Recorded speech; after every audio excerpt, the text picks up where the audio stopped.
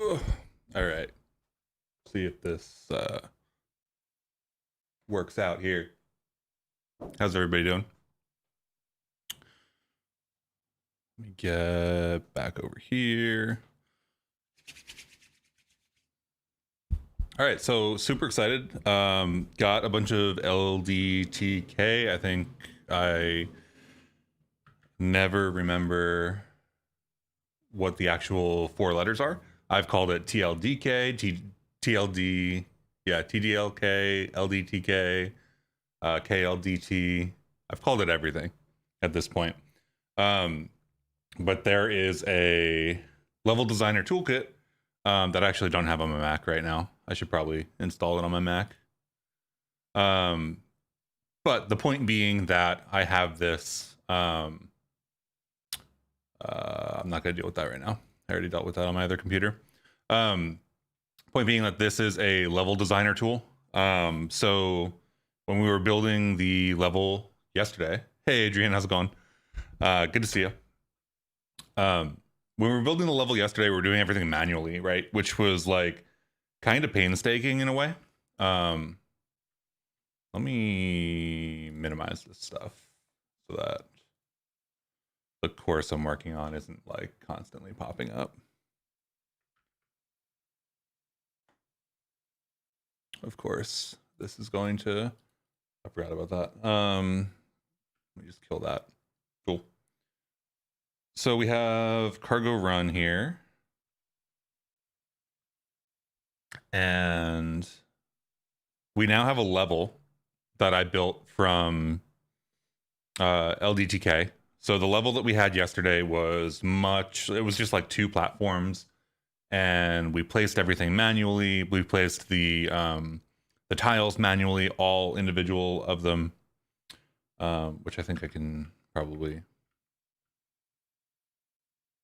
Do I really not have the VS Code open right now? This is my Moonlander layout in case I get confused. I guess I don't have the VS Code open.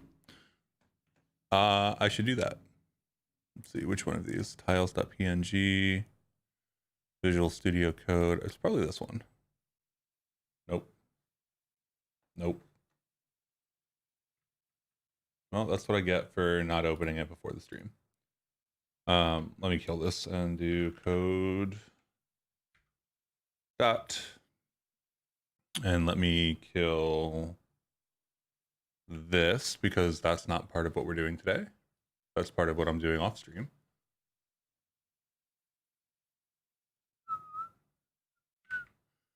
So the way that this worked yesterday, we did everything manually, like I was saying, and that resulted in us like building up every tile individually, which takes about 10 lines of code.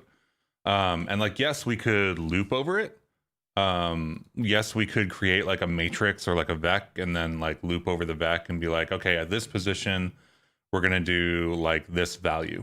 And we could set this up to be like even a hash map or something like that, where we just iterate over all the tiles or whatever, and then place them all. And that would work and whatnot. It's not the like easiest to deal with because you have to remember which of these texture indexes correspond to which tiles.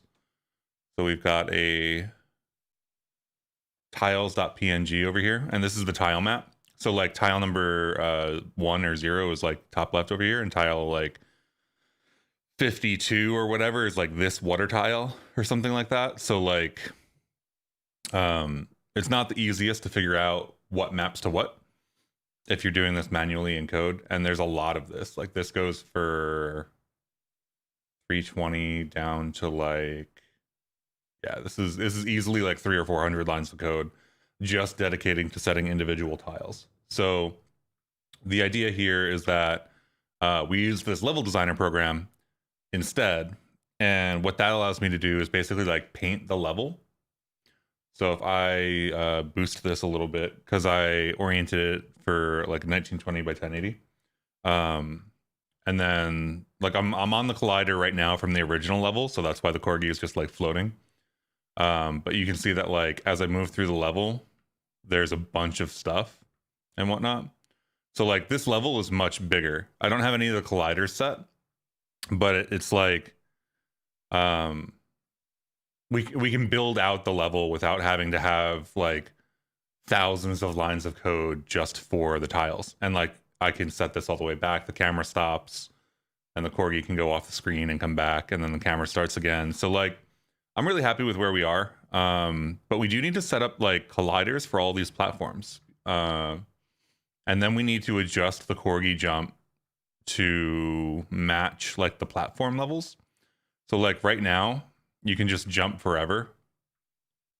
I think I'm still going to leave that in just so I can navigate around the map. Looks like Super Mario Maker.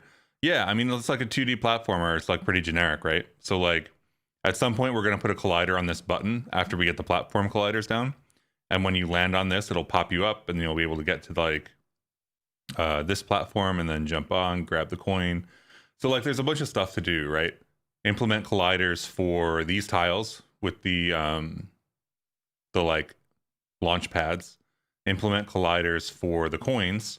And I think we can actually implement some animations for these coins as well. Because the loader that we used treats every individual tile as its own entity, we can actually put animations on these coins if we want to. So we can have them like turn, which is really cool.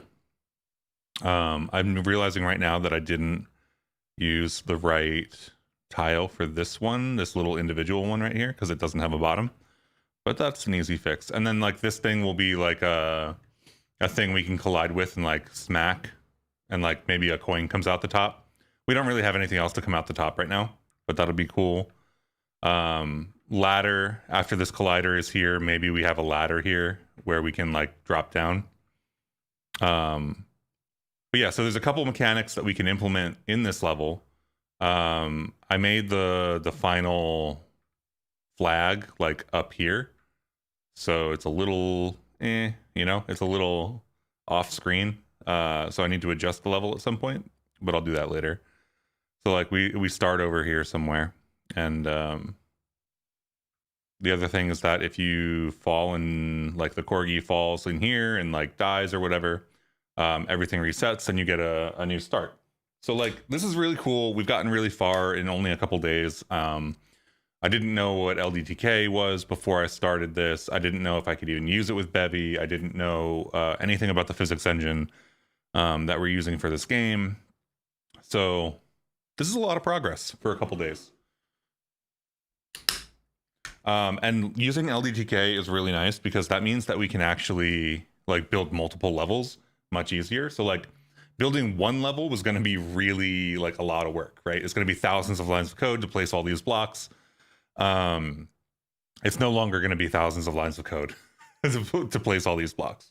So the goal for today is to automatically place colliders for these tiles that are like platform tiles, right?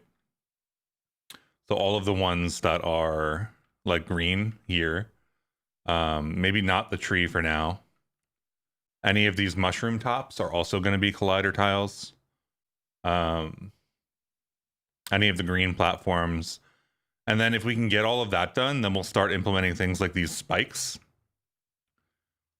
Because I think targeting individual tiles will actually be easier than targeting the all of the other ones. So that's the goal. It does mean that we have to see, I've gone through 5 iterations of the level. So if anybody's interested, I can show you the other iterations, but otherwise I'm not going to. So let's kill this. Let's do,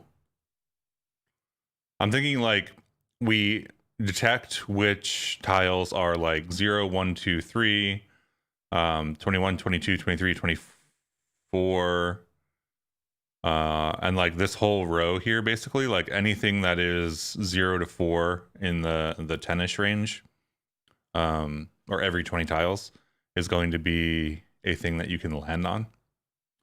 And then we can make like these, so we need directional stuff for the other ones. I'm not going to worry about directional stuff yet too much. I was looking it up right before I started stream. Uh, yeah, Super Mario Maker, like that's an interesting idea in general. Because I think if this works out, like the whole Corgi like 2D platformer works out, I'll probably put it on the Party Corgi website. Did I create all those sprite images? I did not. I got these sprite images here from itch.io, which is where the game jam is hosted. So the one that I picked is the Kenny platformer like pack or whatever. So there's a bunch of like assets here that you can use. And one of the things that I wanted to do for this game jam is actually get a game like done and working. So I picked a one of these basically platformer sets of tiles. Like you can just click on this one, check the license, pay for it, and then decide if you want to use it or not. So like you can see this one has like a bunch of greenish kind of things and whatnot. I think I spelled the Kenny name wrong. But I really liked the one that I got.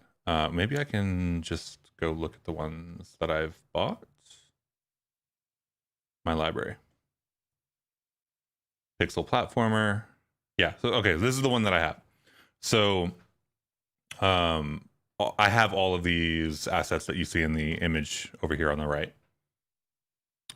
It's quite nice actually. Like it's really like they have characters that you can play as and whatnot, but I already have the corgi, so I'm using that.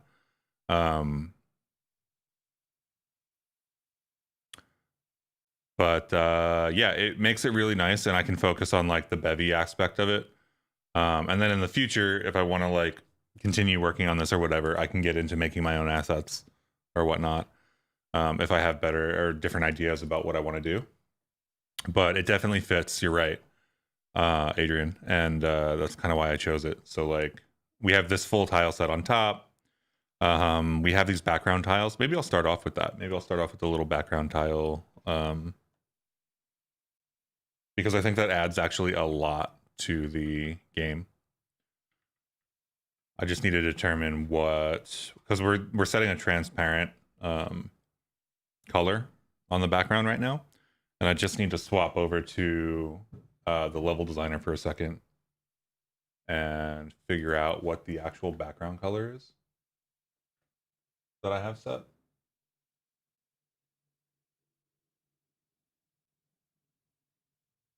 Actually, I don't think I need to do it from here. I think I can do it from the tile set. I'll do it on this monitor so y'all can see.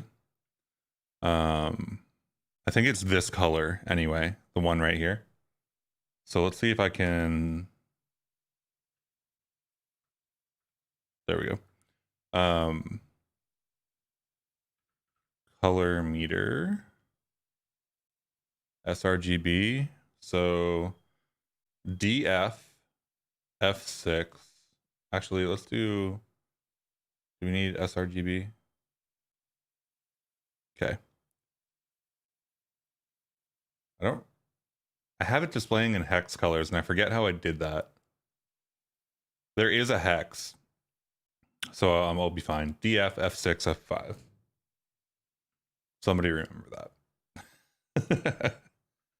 Hex.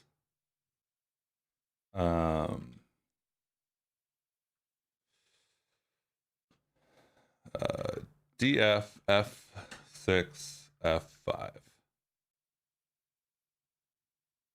And then I think that the hex version of this is returns a result. So I'm going to unwrap this because it is a valid color, so it should just work. And if it doesn't work, then let's crash the entire program based on the background color. That sounds like a good idea. There we go. Okay, so I did something wrong already. Not found in the scope Z. Ooh, okay. That's in main.rs 375. What did I do? Did I already messed something up? probably while I was just messing around earlier.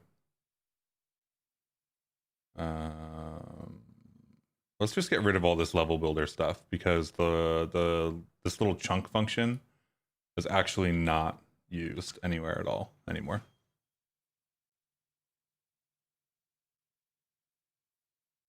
This is all the code we wrote earlier to be like, hey, you know, let's do this manually. And then the new code is just like this to 20 lines or something like that, which is really nice because that was a lot of work to get done.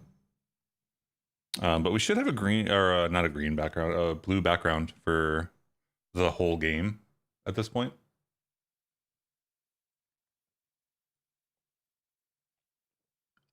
And that fits a little better with like the theme. It doesn't fit as well with the corgi, I guess.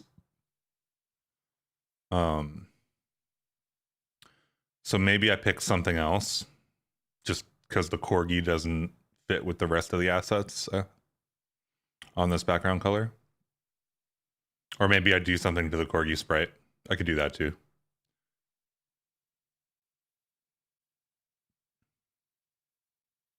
But you can see how the background color kind of really ties all the assets together for some reason. I don't know. Let me commit that. Ooh, I added a lot of stuff, didn't I? Let's get most of this committed.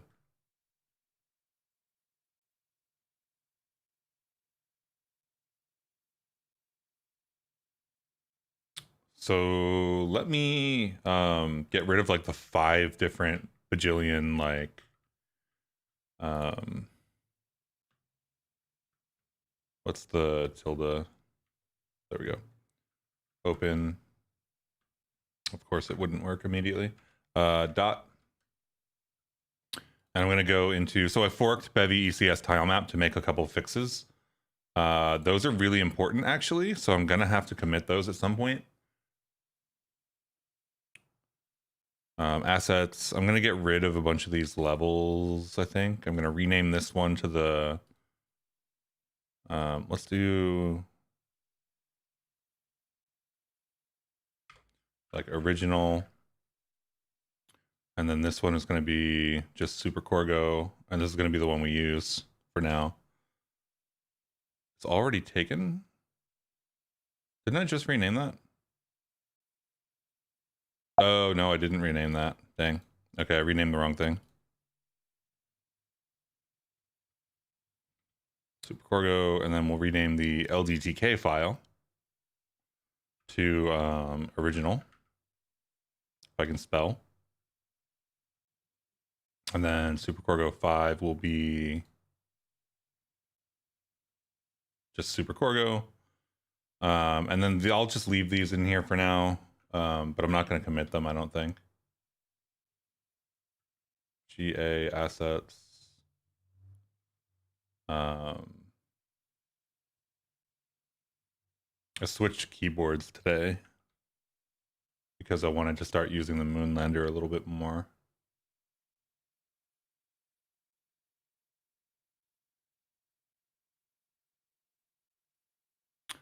Do I need the party corgi sprites to be there? I think I do. I think I need a GA assets. And then party corgi sprites. Is there anything else in here? The Super Corgo assets we also need, because that's where the ldtk file points to for everything. We'll pull in tiles and tiles packed as well, because those are kind of important. I'm gonna start hitting just like 5 bajillion keys every time I try to do anything. Okay, so that's cool. I'm gonna GC message. Working. Gonna push that up. So anybody that wants to play with that can.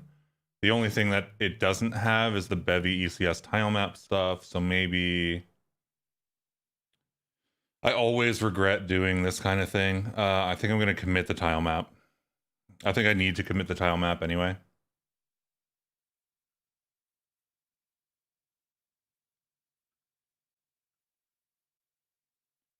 Forked tile map. It's got its own Git directory, so I think this gets added as a submodule. I haven't worked with submodules in a while.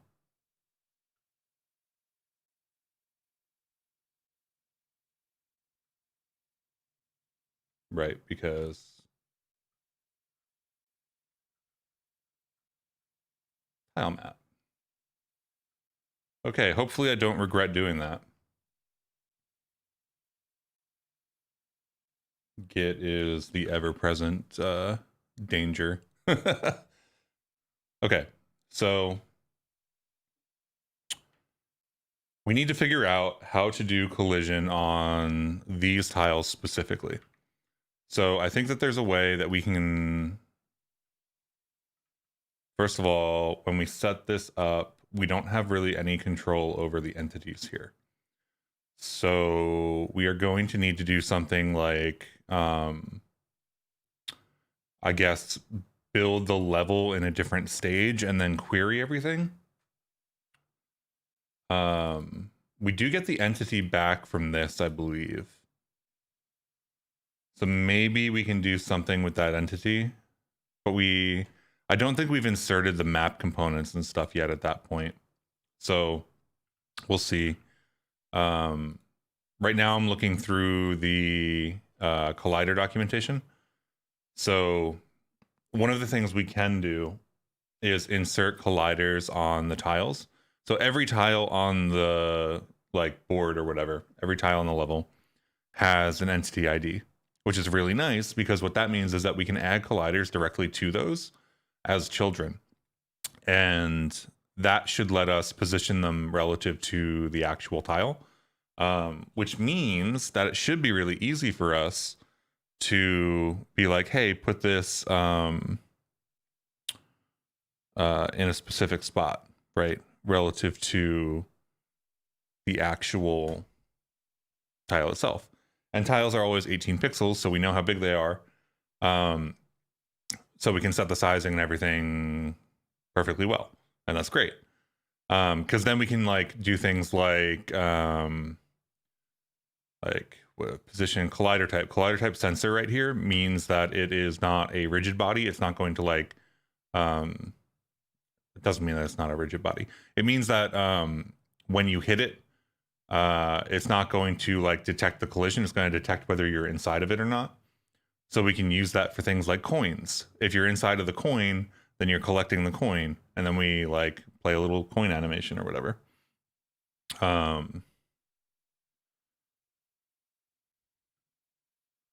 So that's one way to insert colliders and stuff. Solid colliders generate forces on each other. So like coins wouldn't do that, but platforms would. I'm interested in if we can do like directional collisions or if we need to write custom code for that. Because you know, on like a platformer where there are platforms that I'm also listening to music, so that's why I'm moving back and forth. I don't have the music going to the stream because it's like all the copyrighted stuff. I just felt like listening to stuff today. But collider type sensor, change the collider type inside of a system. So like we could do something like, hey, if you're above this in pixel coordinates, then it's solid. It seems a little hacky.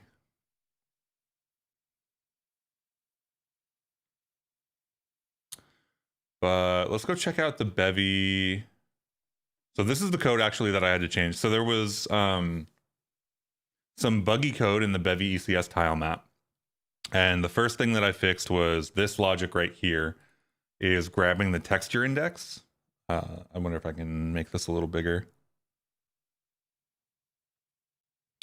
There's the texture index right here. And that points to a position on the tile map. So like 0, 1, 2, 3, 4, 5, 6 for each of these tiles on the right hand side here. And the way that they were calculating it before was like based off of the pixel values of the source blocks and whatnot. But it turns out that if you, instead of doing tile.source here and doing all of this calculation and all of this math, you can just do tile.t and it gives you the index of the tile. So I removed this and set that instead, and then everything showed up correctly. Similar thing here, they're doing like map tile count y minus position dot y minus 1. So like if the map tile count was 23 and you put something in that last row of the column, then you would end up with 0 for map tile count y minus position dot y, and then minus 1. This is an unsigned integer, so it would underflow. So I removed this -1, and that seems to have fixed that as well. And then there was one more thing that I did. I can't remember exactly what it was. But basically, oh no, I remember what it was. There's they're using the default grid size here to do calculations. And the default grid size is actually a setting in the ldtk project for creating new levels and new maps. But it doesn't necessarily apply to the current level or the current map. So this was set to 16 pixels by default in ldtk, and all of my tiles are 18. So it was leaving a gap between each of the chunks. Like almost exactly a one tile gap, actually, which was really funny. But yeah, I think this default grid size is the wrong thing to use here. I think that this needs to be a different variable, but I didn't figure out which variable that was yet. So I just changed my project default grid size to 18 because that's what I'm using. And then that logic worked. But I don't think that that's the right variable to be using. Again, I'm not, how do we say, well-versed in ldtk stuff. So like there may be a reason that they use that, but this is what these changes worked for me. I'll PR them after the game jam probably. So all of this creates like bevy ECS tile maps.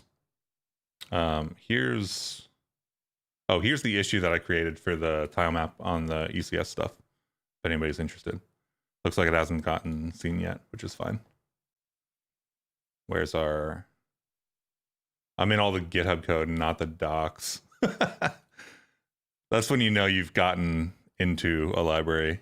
All of your links are not the... you're not the links to the docs, they're the links to like the source code and stuff. So I think actually the docs here aren't going to be quite right.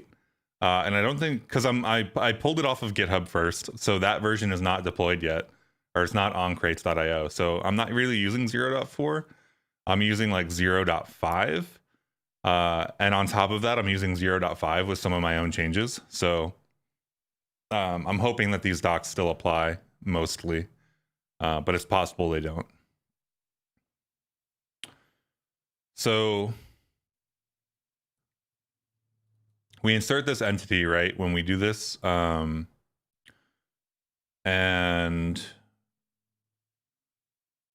we kind of need some way to like query for our map. So maybe we go into the source code here and check the examples, because the examples are, I think, up to date. A bunch of them are anyway. Like there's an ldtk example here, and the ldtk feature is not in the published crate currently. It's only on GitHub. So I think everything here is up to date, more or less. So let's check out layers. Dynamic map. That's another thing. In my ldtk project, I have multiple layers. So there's actually like a hidden area that I set up, because the main world map that has all the platforms And then the layer that has like ladders and some other secret areas and stuff is overlaid on top of the actual map as a layer. So it's like z-indexed in CSS, right? So there are areas that you can actually get to that look like you can't get to them. So one of the things that we do have to do is pick the right layer to apply all the colliders to, because all of the things that you're actually supposed to collide with are on one layer, and all of the things that are just visual that dictate like empty areas or whatnot are on a different level or different layer. Map query. We have map query here, but I don't know if they're using it. Map query build layer. So will this just query for whatever map is currently there? We really only need to set up the colliders once.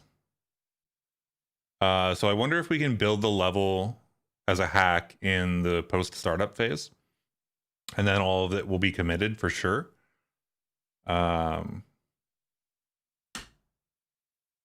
Yeah, so this command has to commit, and to commit it has to be it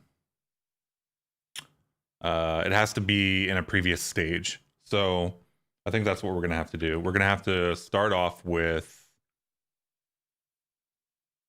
putting, where do we have build layer right now? Build level is a startup system. I think we can add startup system like to stage. And then we do like post startup. I can't remember exactly what this is. Post startup? I think it's startup stages post startup. So I think it's startup stages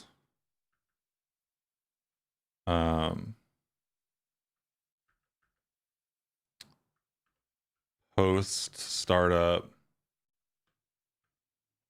and then this has to be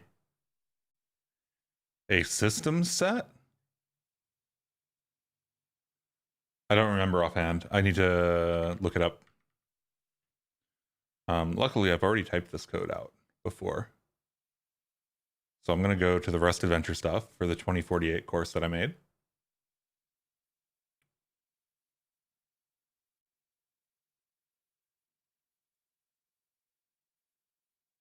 And we'll go to steps and we'll look for the right step, because we do this early on in the course and then we change it. Spawning tiles to start the game. I think this will be it.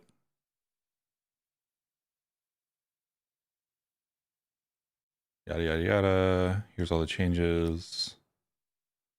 Import board. Add startup systems to stage. Startup stage post startup. I think that's what I did, right? And then spawn tile system.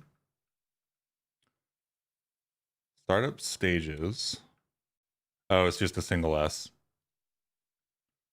That's what post startup. Add startup system to stage. Add startup system to stage. Post startup. So we should be good. That should be it. And then we should be able to dot add startup.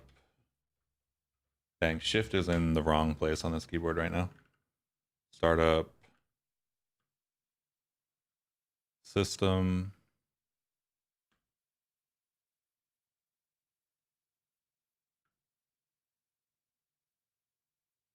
Why is that complaining already? Probably just because I'm not done. Add startup system, and this will be setup. If I can spell. Setup colliders dot system.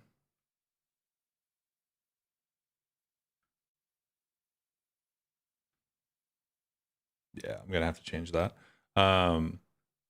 Setup colliders. So we're gonna have to set up, or like create a setup collider system, right? We'll put this all the way down here, because why not just put it way at the bottom. Set up colliders.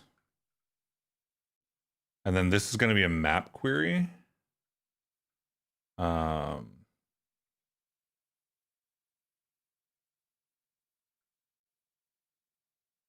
are the wrong ones. Maybe these are the brackets. Yeah. So let's go find out what that map query was. ldtk, bevy, this thing. I think this might be it. That doesn't look right. That doesn't look right at all. Do they query here? Required in order to use map query to retrieve layers tiles. So this feels awkward. Is that coming from the tile map prelude? I guess it is, right? So that's got to be a type alias for an actual query, I bet.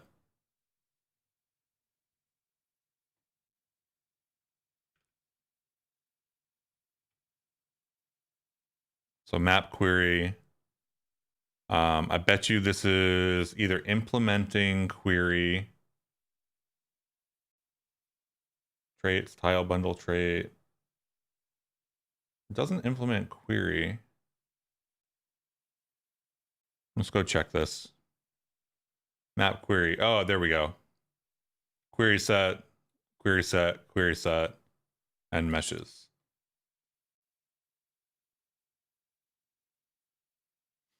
So it's just a type that encapsulates a bunch of queries, which is totally cool. Queries, if you don't know, are Bevy's kind of way of being like, hey, you know, like, what do you want from me? And you say, I want these. And they say, okay. So what do we get here? We get the chunk query set, the layer query set, and the map query set. So I wonder if the layer is always the first layer that we want. So let's do debug.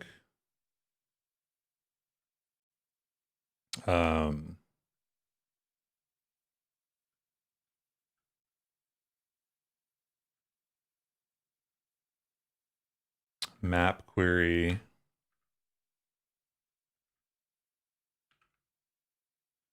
dot layer query. Oh, we can get layer. Let's do get layer if we can do that. Get layer. Do we need, what are M and L here, do we think? We need the map and the layer. That's not good because we don't have either of those things.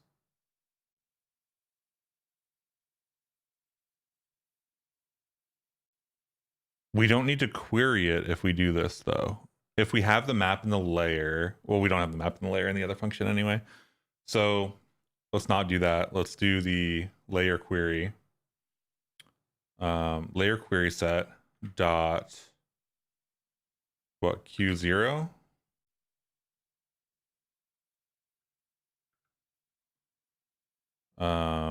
Dot iter. We're iterating over the query, hopefully. Dot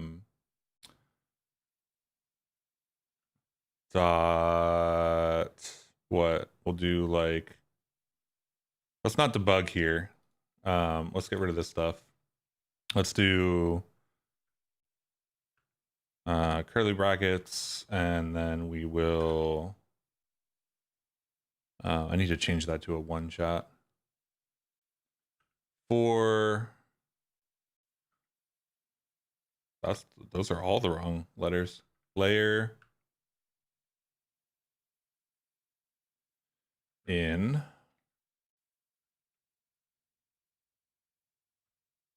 map query layer iter debug layer. Is that going to work?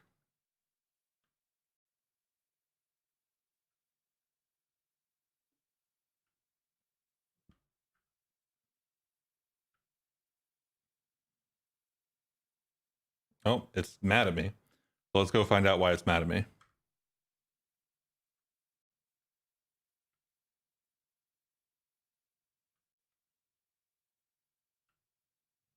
Cargo run. Okay, we can't debug layers. Okay. Read only fetch is not implemented for write fetch. So this is a mutable query, if I can tell. Private field, that's not good. Okay. That's actually important. So map query, layer query set is not something we're supposed to be able to access. So build layer is something we can access. Set tile is something we can access. Get layer is something we can access. We need the map ID and the layer ID to do that though, and I don't think we have those. Get tile entity is another one. Despawn tile. Despawn layer tiles. Despawn layer. Despawn map. Get tile neighbors. Get tile I.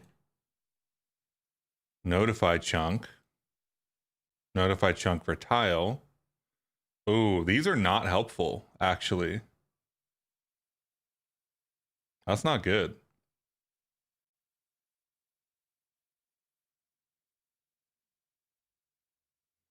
We may have to fall back to manually placing colliders if we can't get the tiles like I thought we could. We can get individual tiles, but it doesn't look like we can get individual tiles like as an iter. It's strange to me that these queries are private.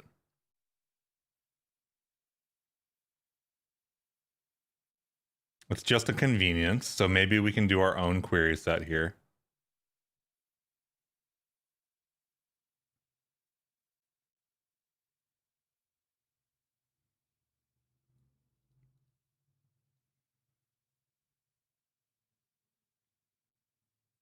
So what if we just pull this out? Have your own tile. Map query doesn't directly change tile components. This is meant as a feature. You may have your own tile data attached to each tile, and a standard tile query wouldn't pull that data in. Right. But we don't yet. So I think I'm just going to steal that query and put it here. I don't like the fact that we're using lifetimes here because I haven't set up any lifetimes yet.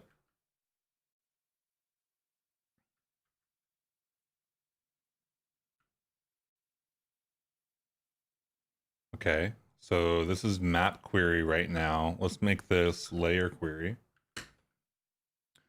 And then we don't need this because it's not a...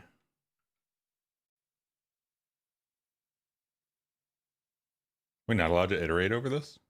Query, entity, layer. It seems like it'll work, but it's yelling at me for iter. Am I forgetting something? It's entirely possible that I'm just totally forgetting that I shouldn't be doing this. I don't think we're really querying anything that we need to iterate over yet. So there's nothing in our current program that we could look at for this. Or actually print ball altitude, right? Query rigid body positions.iter. Am I not referencing this? No, I am referencing this. Let's pull the static out here and just get rid of the lifetimes so that we don't, like, we'll let Rust infer the lifetimes for us. We don't need to specify those in this case. Run this, see what we're actually having to deal with. Read only fetch is not implemented. Oh, right. I made this a mutable query, but I'm using iter, not iter mute. Because I think we do want to pull out these tile entities.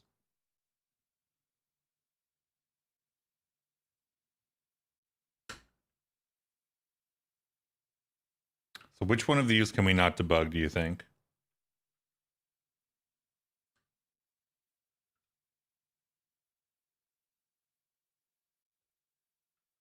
Let's see what that does.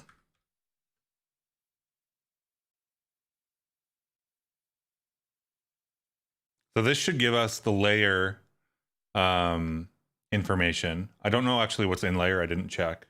So where's layer? Encountered an error while reading an asset path not found. So, oh, right. I didn't change the name after I deleted that other file. So I just need to go back and find where I am setting the path to the ldtk file.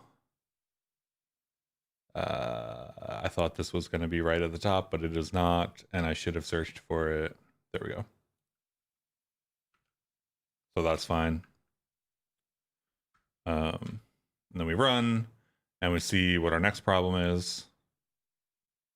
I should probably remove the ball debug at this point, because it really doesn't matter all that much. Yeah. Let me search for the debug.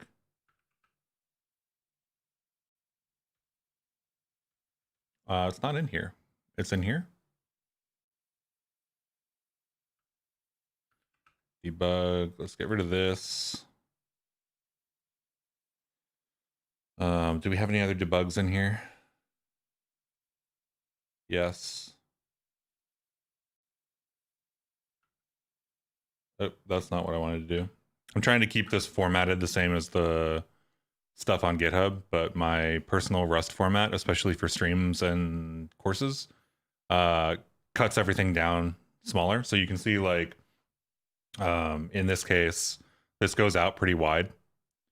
And like doing this on stream and like, ah, yes, this one filter part, let's ignore everything else, doesn't really work. So like, there's a reason that all of my code ends up at like 60 characters wide. Like it doesn't pass this point, so I can show it on screen. But in that case, I want to make sure that the changes I made are easily identifiable. So I want to keep all the formatting. What's the other? So those are the ldtk, and then the ball altitude is the print. So let's go for print, and I think we're using print line for that. So let's just be like, nah, we're not going to do that right now. And then we can actually get this to run.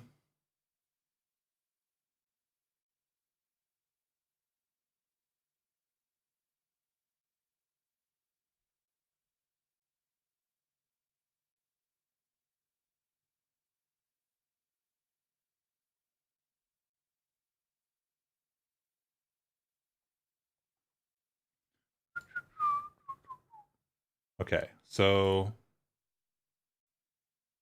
we didn't debug anything out, did we? Are we not getting anything from that query?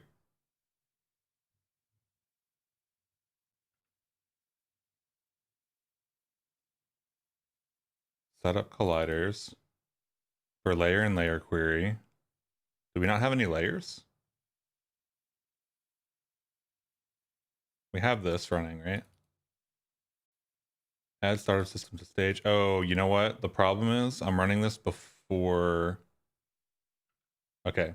I did that, and I did the level setup and post startup, which means that the query wasn't able to see the layers because the layers aren't inserted yet because it's running in like regular startup.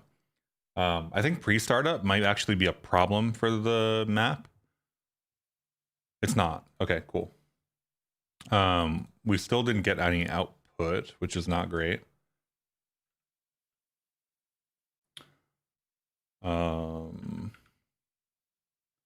Why are we not getting, let's add startup system. So this build level should be running. It should all commit, and then we should get this one. Set up colliders. So set up colliders should run here.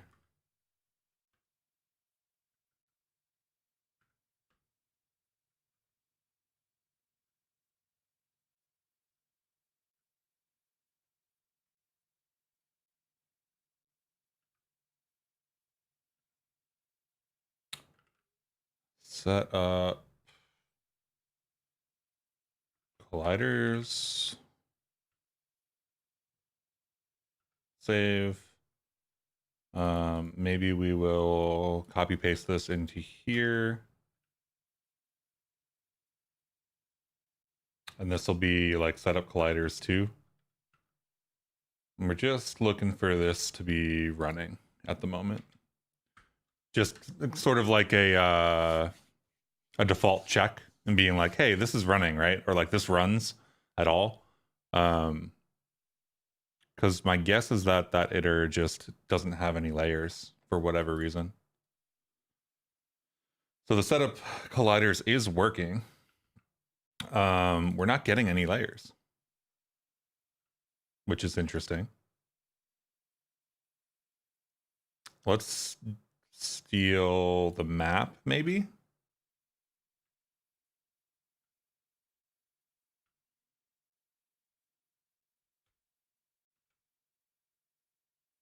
Get rid of these lifetimes because we don't need to care about them right now. And this will be map.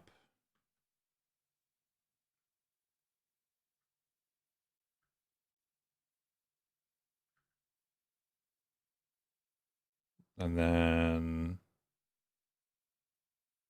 basically the same thing.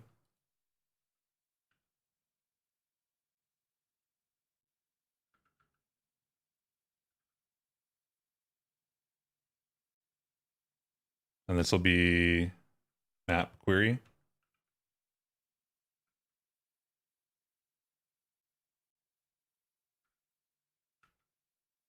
And then we'll go back and run it. Oh, it already has a problem. Entity map. Oh, right. I deleted the whatever that is. You know what?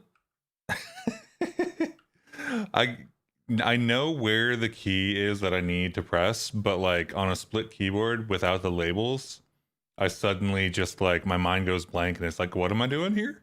I don't know what I'm doing here.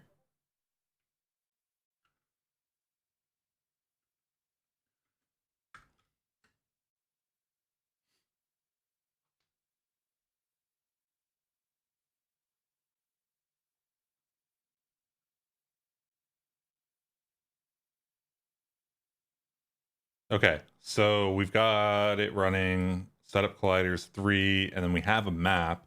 So we have a map, but we don't have any layers.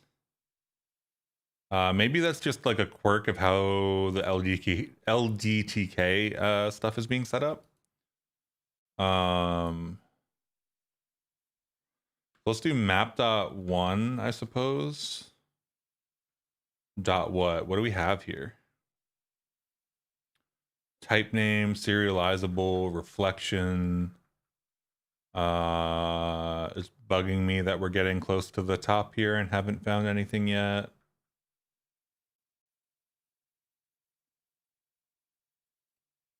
Two bits, partial compare, any, apply.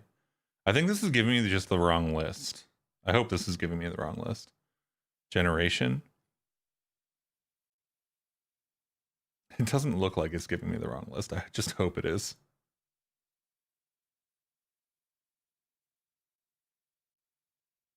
Okay, so that's not great.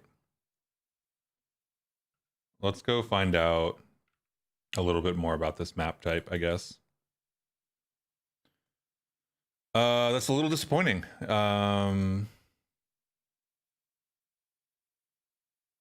I don't want that to be all the way over there. I want it to be right next to where we just were. And then I'll go back here, and here we'll go for map. Those are not the letters for the word map. So this is an entity and an ID. So maybe this just has an ID. So we need to like get map. Which means that we could add layers, remove layer, get layer entity. I wonder if the layer ID is like 0. If we can get super lucky here. Let's see if we can get super lucky. Let's take a guess and take a gander and see if we can pull some luck here.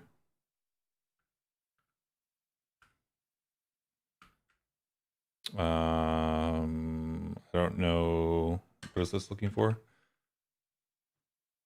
Layer ID T U16. Okay.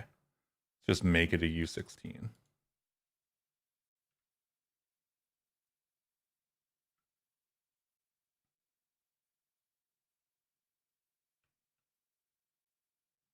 So with any luck, that will that will run and not crash. I'm afraid to do that to my mind. I forget what I said. Afraid to do what to your mind?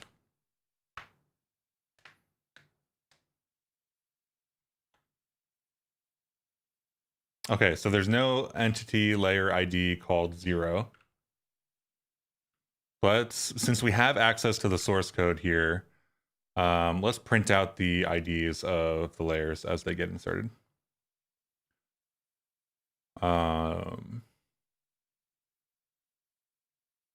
This is all despawn logic, I think. Yeah. So we need to look for something down here, like when we're inserting. Layer settings.layer ID, layers.settings.layer ID. Ooh, so if that's in my ldtk file, that's really good, actually. Because the ldtk file, if you weren't aware, is a really well-defined JSON file. So if we are looking for the identifiers for the layers, they are named, and they are named in the GUI, which is I don't know that that's great per se. Level ID 0, there it is. So it should be able to get that. I'm starting to feel like the map isn't inserted. Like we don't have the map yet. Let's see when this system runs. I bet you, you know what? I bet you that the system for the ldtk stuff doesn't run in startup. Because why would it? Because you often need multiple layers, so it runs as a regular system. I bet you it runs as a regular system.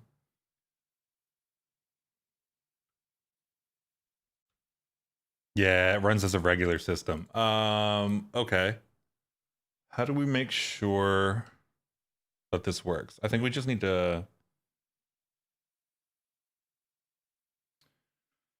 So we don't have access to the map until all the systems are running. And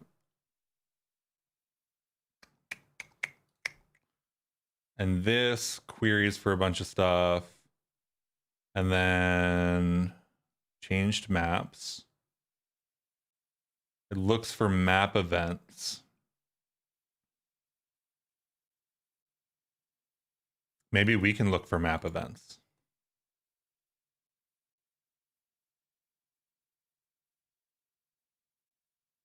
So this is looking for an asset event. I haven't worked with asset events yet. That's interesting. I wonder. I bet.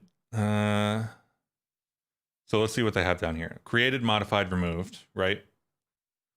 So presumably, once this is created,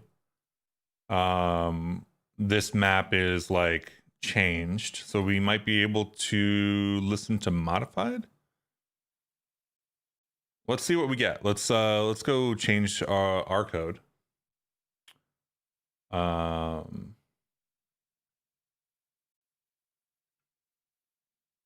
Let's say that our thing is going to run. So it doesn't matter which startup system this other thing runs in. Wait, is this the right render? Yes. So it doesn't matter what stage our other thing runs in. So let's just get rid of this because it will never process in anything other than a regular system. So this isn't actually build level. This is like what? Insert level ldtk, right? And then this is not actually relevant stuff. And yeah, we're basically just inserting an asset here, which is interesting.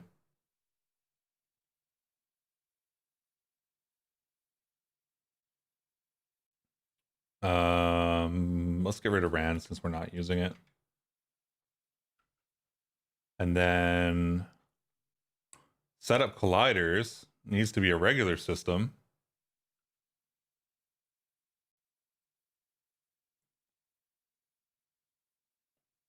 Control side scroll respawn. We'll set up colliders immediately.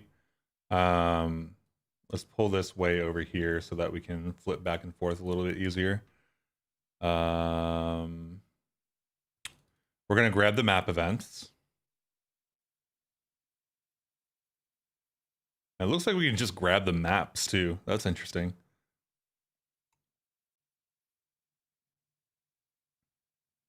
Let's just grab the map events for now.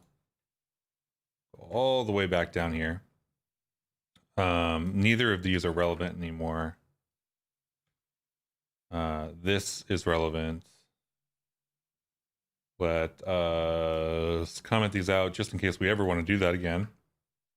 Setup colliders is now going to run on every tick. So we're going to get rid of that debug because we don't run it to just whatever.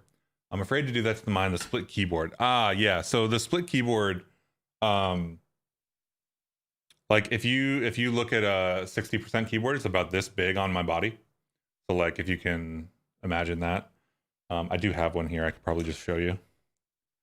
So like this is small. It's like smaller than my shoulders, like way smaller. And that's not even like right next to my chest. It's like pretty far away. So the split keyboard allows me to put my hands like out here, which is where they should be. And it's really nice. I've been really slow to adopt it because I've been doing a lot of writing this year and I never want to slow down, but it's time for me to go full in on it. So I've been using it kind of like halftime, and now I'm using it full time. So there's a couple of adjustments I need to make. And I think it's worth it in the end because there's actually a bunch of extra keys and stuff that I can set up. So like right now it's not really optimized for writing Rust specifically. So things like parens and angle brackets and stuff are in weird places, I guess. But it's really cool because you can swap between layers and stuff like that, and everything ends up being really awesome anyway. So let's do this. We're going to do the same thing they're doing. Not the exact same thing, but so paste this. We don't want to use log info because I haven't set up anything yet, which I probably should, but I'm just going to debug. We don't need this. We don't need this. We don't need this. We actually don't care about removed at all. The only thing we care about, we don't care about changed maps either. The only thing we care about, I'm hoping that we can see like one event map added and then a second event map changed in like the next tick or something like that. And I'm hoping that we can tap into that to set up the colliders.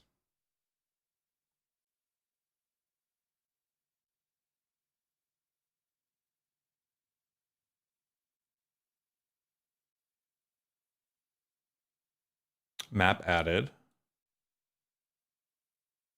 Okay, so map added, not map modified or anything like that, but map added.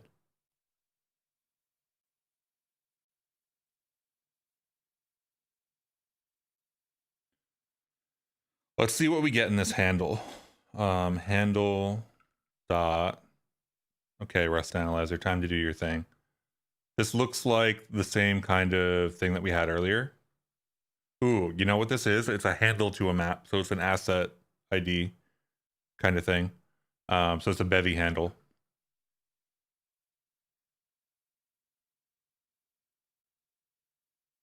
In the same way that we would have like materials or something like that. So is there like a get field?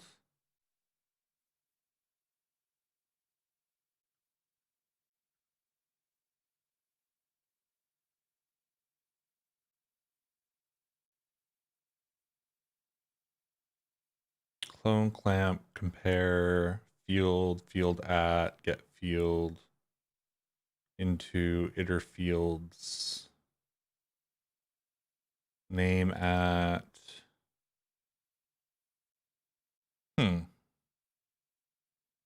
I don't think I want to debug this out, but I'm going to. I don't think that we're going to be able to actually, because I don't think it'll show us anything useful. But I'm going to do it just in case because it's like cheap to do. Yeah, Adrian, like the split keyboard thing is like actually ergonomic, but also it allows me to set up for a weak handle to an ldtk map asset path ID. Okay, so we need to like use this handle and to access the thing. There's a lot of really interesting things that you can do with the Moonlighter and similar keyboards. So like it doesn't really matter which one you're using, but you can set up your own layers and your own macros and stuff. So like as like an easy example to understand, I have a layer for Minecraft and a layer for Fortnite. And because it's split, I can just move one of the keyboard halves like off my desk, and then I get more space for the mouse. And then I get like an optimized layout for like Minecraft or Fortnite or whatever. It's the same concept when you're doing like Rust programming or whatever, or like programming or writing Markdown or whatever. You can put keys in places where you actually use them, so you end up spending even more time in your home row than you otherwise would. So let's go to the bevy docs here. That's the Rapier 2D docs. That's the ECS docs. Let's go to the bevy sites, which we can get us to the API. Bevy Rust API docs.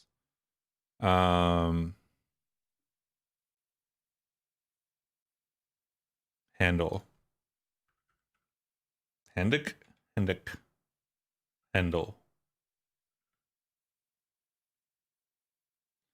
So a handle into a specific asset of type T.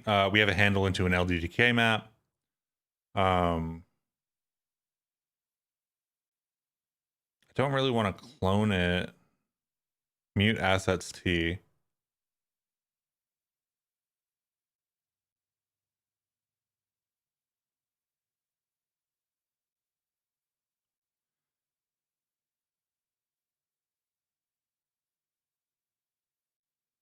So if I make it into an assets T, can I get...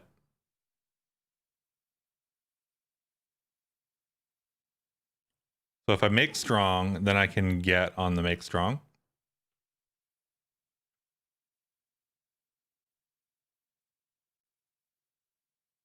So let db equals handle dot make make.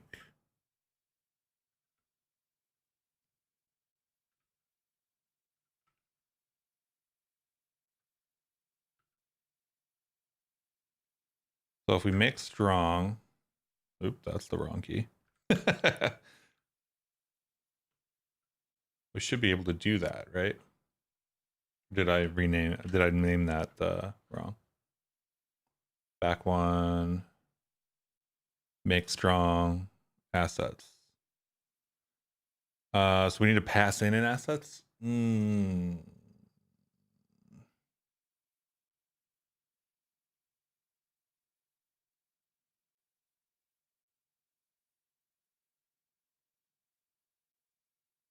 Oh, right, because we're not even asking for that stuff. Okay, that's fine. I think they ask for it here too. Like maps here is going to be that assets database for us.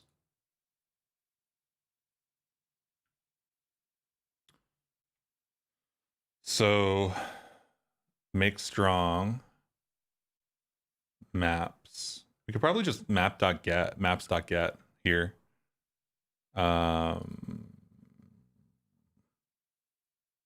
Let's see if we can do that.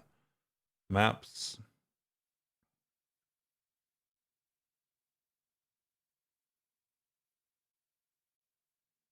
And it's literally called handles. We don't need to type anymore. Let map equals this. I think I'm going to switch off for the moment because I'm going a little slower than I want to right now, which is the problem because I keep doing this and then I never get around to fully being on the Moonlander. That's fine though. Okay, so map equals maps.get handle.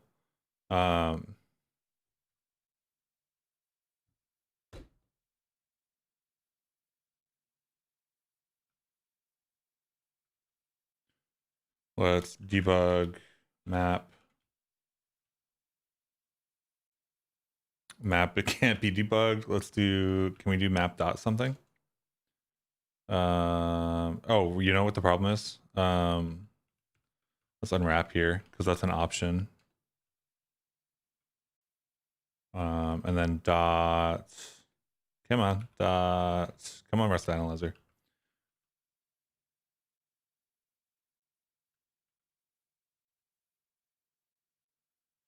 Cargo run.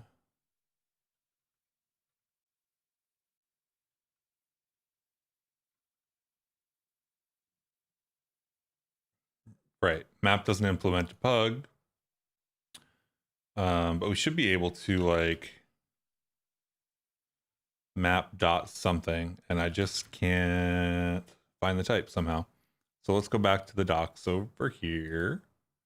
ACS tile map layer builder. We want map. Map should have something on it, right? Remove layers, despawn. Get layer entity, probably, right?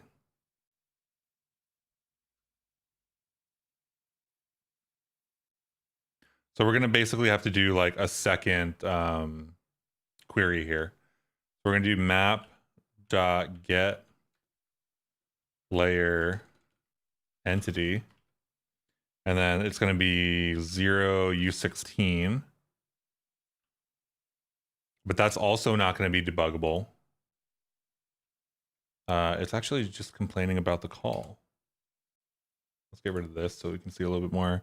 Method not found in ECS tile map, ldtk map. Okay, so we don't actually have a map. We have an ldtk map, which is not going to be in this documentation. So we need to go in the source code.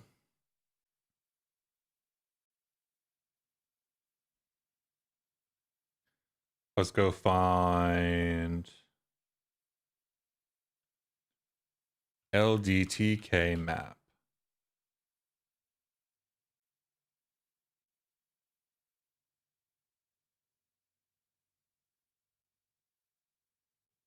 Ooh, ldtk map is not the actual map, but it is a component. So we might need to query these together.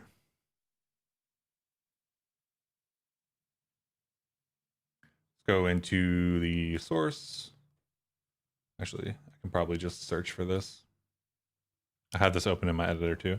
So ldtk map project or tile sets. Tile sets is a hash map of an ID to a handle on a texture. What is a handle on a texture? Texture index, texture. Texture must be a bevy thing. So that's probably not what we want actually. So we don't want the ldtk map unless this project can give us what we want. The project actually can, now that I think about it. Project. Wait, ldtk rust? Is that a second ldtk rust? Okay, well that's that then. We're gonna go find another library. ldtk rust project. So project show fields, yes please. So project dot, I guess we have two options here, right? We can either get the layers, get the positions of the tiles, and then place the colliders on those pixel positions on the screen. Or we can try to get the actual tiles and apply it to the components to the actual tiles, which I think is what I want to do. So I don't think I actually want to be in here in the project for the ldtk stuff. I think what I want here is not actually even the map. I think what I want here is the query for the tiles. I do want the tiles associated with a specific layer, but the ldtk map doesn't look like the thing that's going to get us the layer, because we already have the layer ID, right? So if we query for map is an ECS thing here, right? Yeah. And we're not doing a map query right now, are we? We're doing a ldtk event map. Okay, so we're only ever going to have one ldtk event in this project, so not worried about that. Going to bring the map query back because we actually do end up needing the map. We're going to get rid of this. Map query is going to be there. This is going to be map query.get.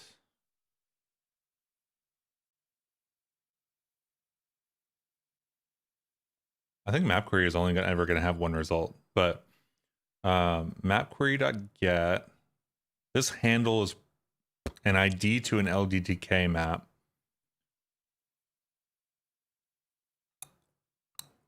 Can we get the actual map from the ldtk map?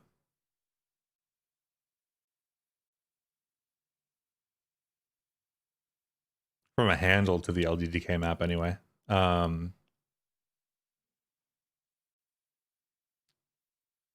Let's see if we can make this query like ld, is this the type, ldtk map.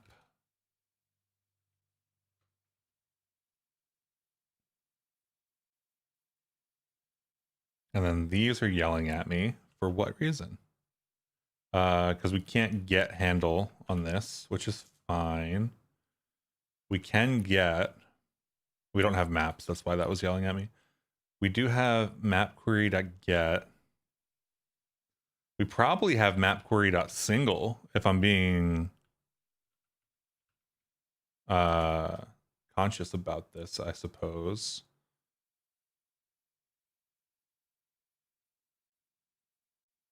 Let's do let map equals map query.single to unwrap. I'm expecting this to fail almost, because if it runs in the tick before the map actually gets processed, then we have a problem. Yep. We don't have one yet.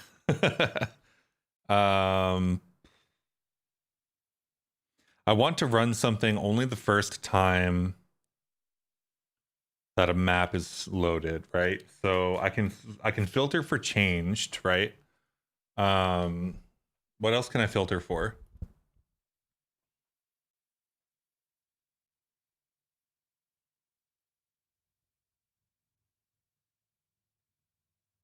So this asset event created is an ldtk map, which is part of my issue. I keep thinking of them as the same thing. ldtk map added. And we'll copy this down for a second down to here. ldtk map changed, even though this never fires because it's never changed and we never change it, just in case it ever happens. ldtk map added. We have a query for all of the maps, which are the ECS, the bevy ECS tile maps. Can this map get us to the tiles anyway? Am I doing this backwards? Let's go look for the docs for a second. The map can get us the layer entity. The layer entity if we find a layer,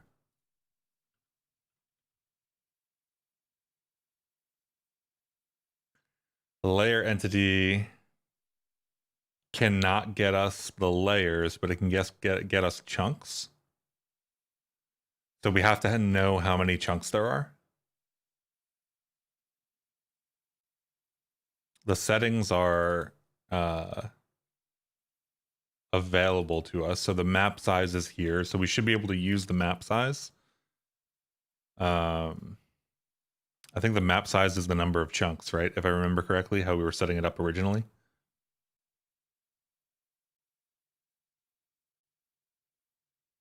So if we do all of that, then we can get chunks, and that gives us entities for the chunk. Oy, this is okay. Chunk. Maybe I just query for chunks or something. Component that stores information about a specific chunk in the tile map. You know what I could do, actually, now that I think about it? If I can query for tiles.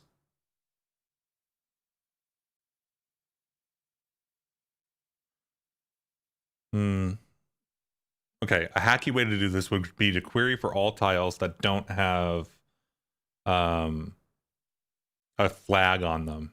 And then either insert the flag struct, like the component, or insert the collider. So like if the tile has been processed, we flag it basically. I don't love that solution. But can we get tiles from a chunk?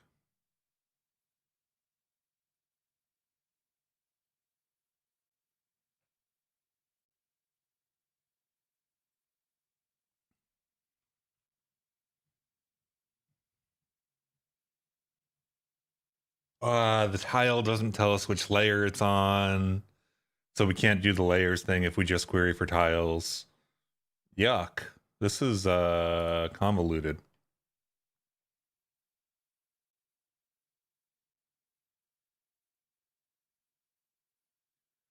So we kind of do need to be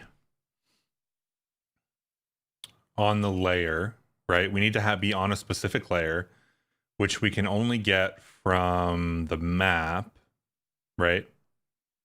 By passing the map to layer ID. We go from the layer to the chunks to the tiles. And then when we iterate over all of the tiles, we can do the... I don't think we can do the check at that point.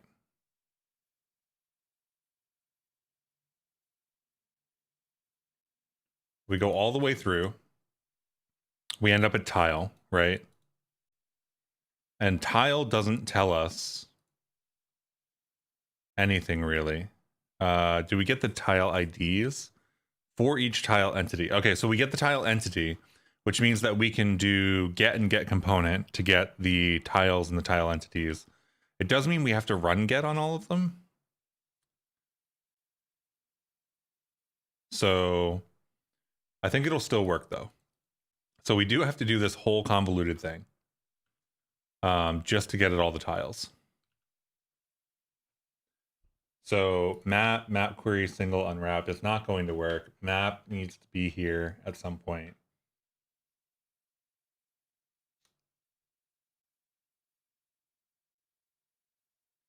So maybe we just hack this, right?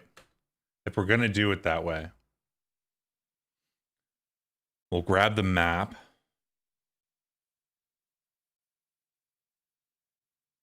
And we can grab tiles, right? So tiles, query, entity. Well, we don't really need entity, do we? Queries, tile.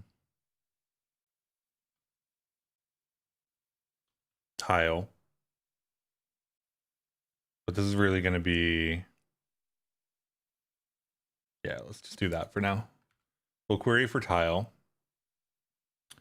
And then the map query will query for the maps. The map query won't need to really do anything. We can get rid of all of this, really. I guess. Can we do changed asset event?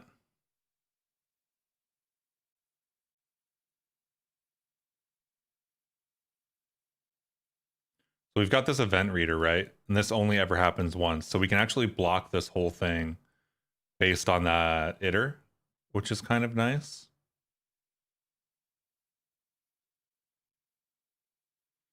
But we just determined that the map doesn't exist yet.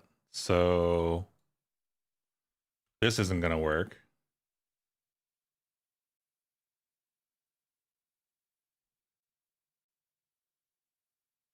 Let's get rid of all of this. And we get query entity map. Is there like an inserted I can use in bevy? Bevy ECS tile map, tile, bevy. Change. I'm going to look for changed because I think changed will give me a link to this. In mute non-send or query res state system set with without.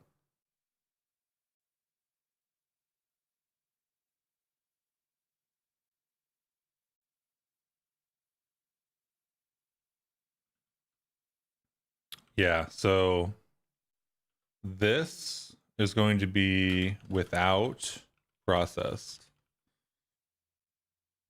tile. And this is going to be just a flag struct, so process tile.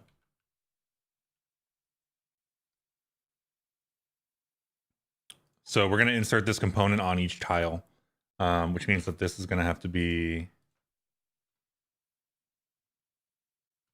entity.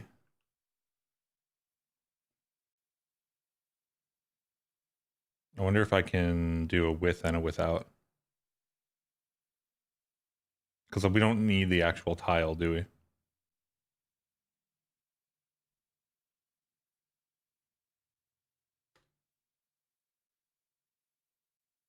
Okay, so we're making a query for the tile entities that are without process tile, so tiles we haven't touched yet.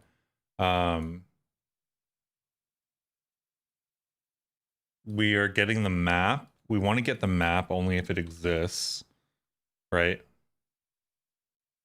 But for now, let's just do map query iter dot.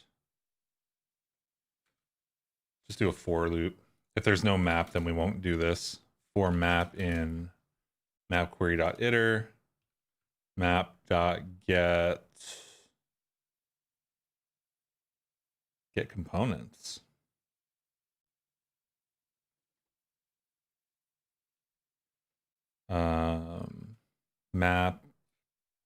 Map dot one dot what? Get layer. Get layers? There's a get layers? Okay, get layer entity 0 U16.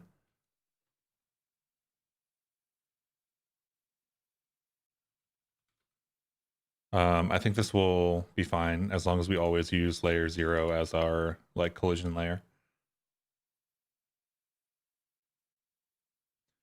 Layer dot get, what is layer? Is an option entity. So in this case, it will always exist, I think. So we can do dot unwrap.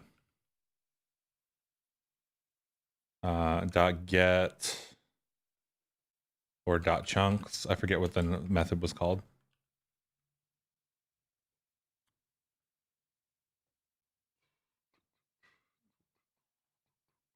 Get layer entity is an option entity. So we don't actually have the layer yet. We have the entity.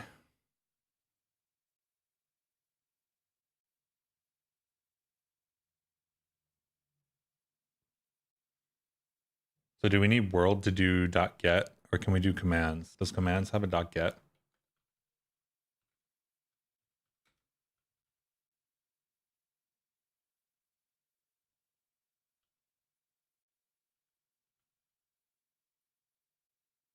Yeah, mute commands is just a commands.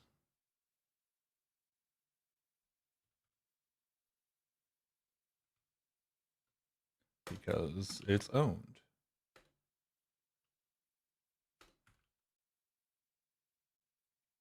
So can I do commands.get? That exists.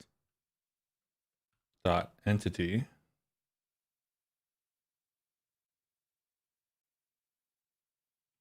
Layer. Dot get.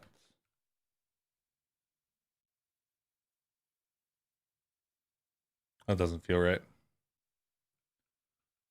Into insert bundle. This will let us insert stuff into it. This is what we need to do to the tiles. That's not what we need to do to the layers. For the layer, we're going to have the layer entity, which is, do we need the layer query as well? That would be kind of annoying. This is going to be a massive layer query entity layer.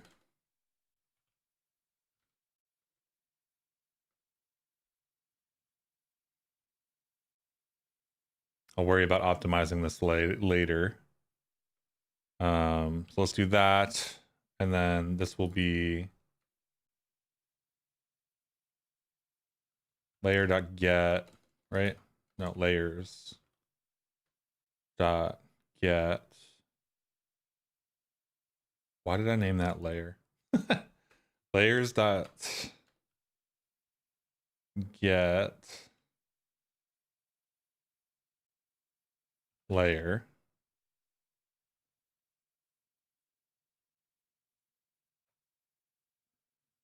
Why is that complaining?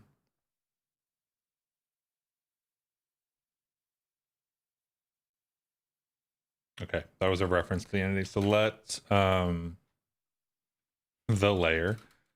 I don't like shadowing particularly personally, so I'm just going to do this. The layer dot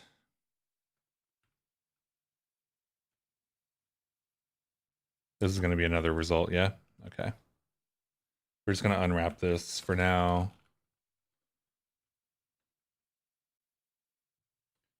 And then we have an actual layer. Dot one dot. So we don't actually need the entity here.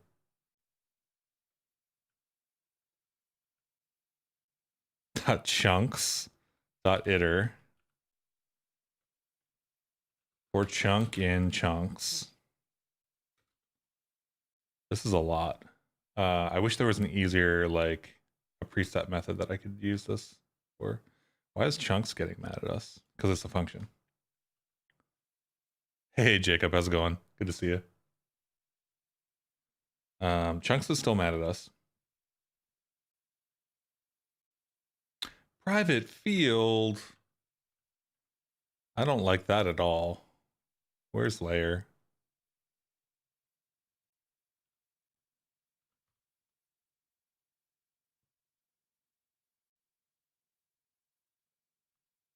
So we can only get one chunk at a time if we know the chunk.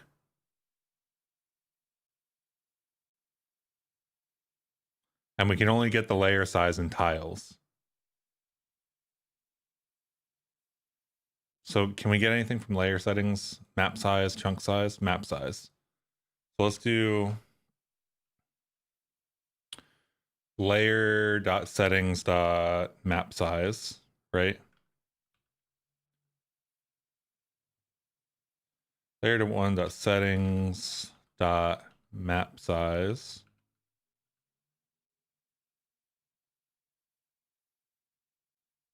We can't iterate over the chunks though. So we need to manually grab all of the chunks. Oof, this is a lot more than I want to be doing. We'll debug map size.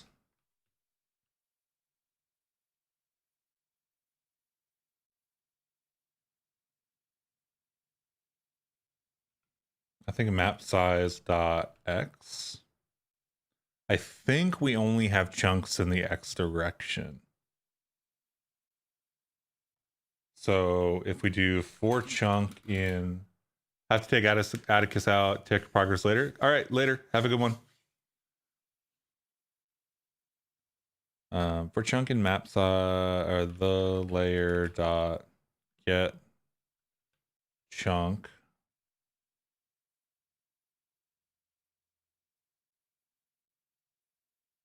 I have to double loop over this, don't I? For 0 dot dot map size dot x.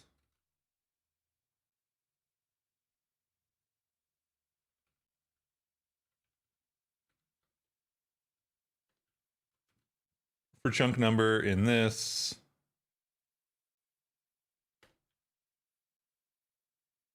then we do for chunk in this.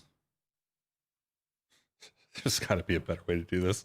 For chunk in the layer get chunk number. Then we do this, and then we debug chunk because I have no idea what's going to be here, and I'm hoping that this code works. Oh, tell me get chunk is private too. Method not found in. Okay, no, we're fine. We're good. That one. Get chunk. Run. Expected UVec2 found U32. Oh no. So we have to iterate over all possible UVec2s. Ugh, puke. So let's cargo add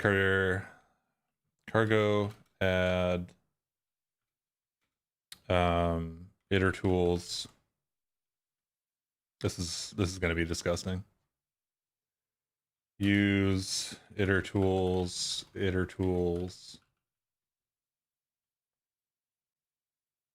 which Rust Analyzer doesn't know exists yet, so it's fine. Iter tools will give us the ability to do 0 dot dot map size dot x dot Cartesian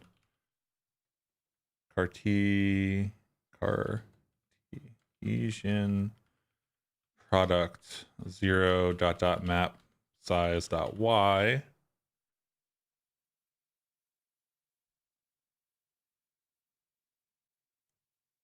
Get chunk UVec new chunk number.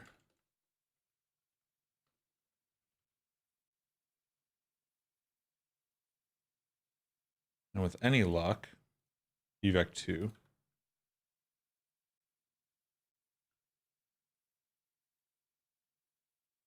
Replace this for loop with for each. Why? That doesn't substantially make a difference, but thank you.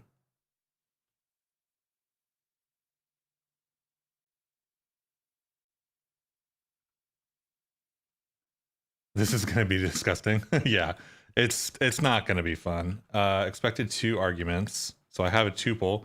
So instead of passing the tuple in, we're going to do .0 and chunk number .1. That is exciting. That is a tasty morsel of code right there. Oh man.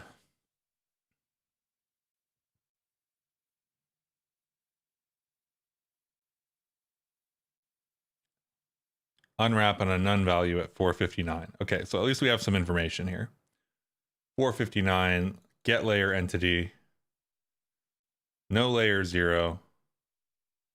If there's no layer 0, then we break. Let's do that instead.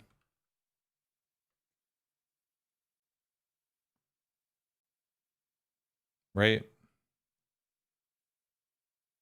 Oh, you know what the problem is? The layer entity and the layer ID are not the same thing, right? Can I get layer entity here using the layer ID from the actual project?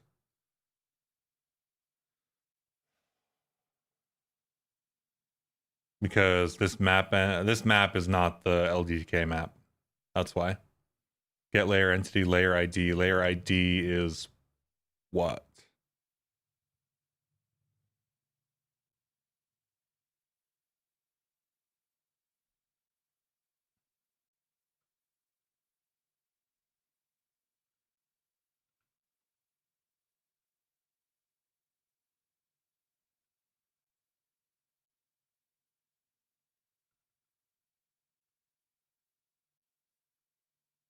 Map probably doesn't implement debug, so I can't even print it out.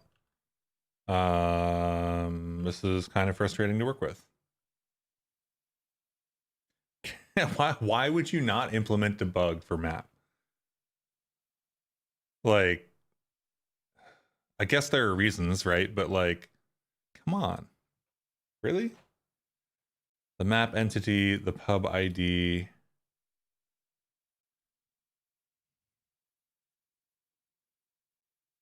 And then there's layers. So maybe we just get layers and we log out the layers.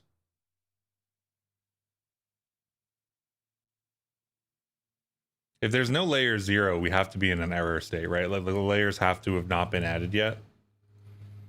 So I'm going to go with that assumption for the moment. And do if let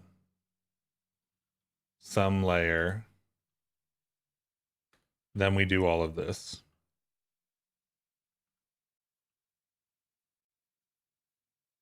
At least that should hold us off until we actually have a map.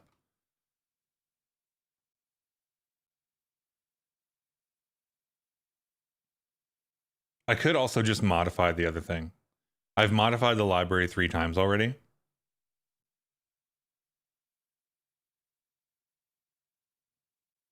Okay, so that's working, at least.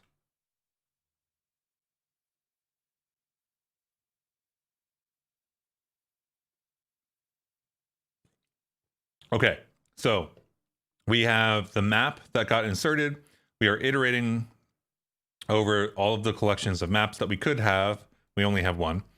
We're making sure that there's a layer 0, which means that we will only operate. Check for layer 0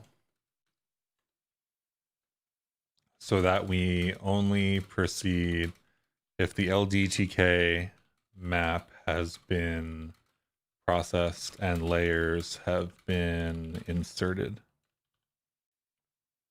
Right?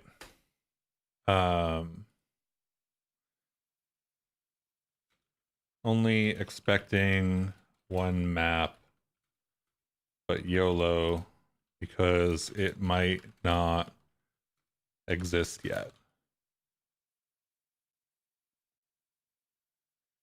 So we get the layer entity, layer, we get the layer, we get all the other stuff, we get the map size. The map size is like 5.2 or something like that because it's longer than it is tall. But we get the chunk numbers, we get the chunks, we get each of the chunks. The chunk.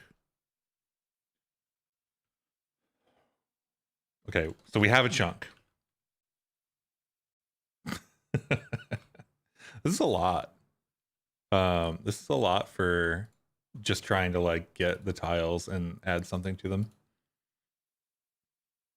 Do I need to go back here? Do I have chunk before this? No, this is a tile bundle. I forget which page I was looking at the docs on. Those are all GitHub links.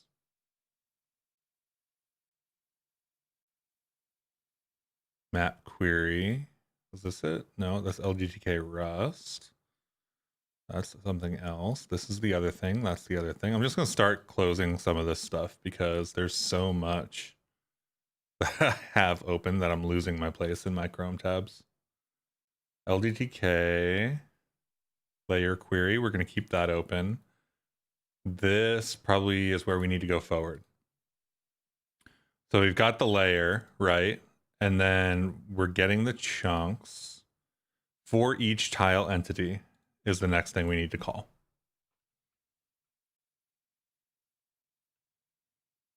Chunk dot for each tile entity. This doesn't take a closure, does it? It does. Okay, fine. We'll do a closure. Why not?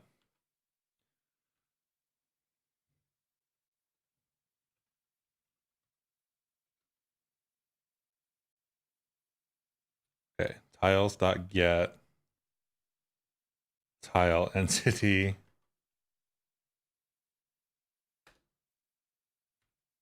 So we're using the query that we made up here for tiles to grab tiles that haven't been processed yet.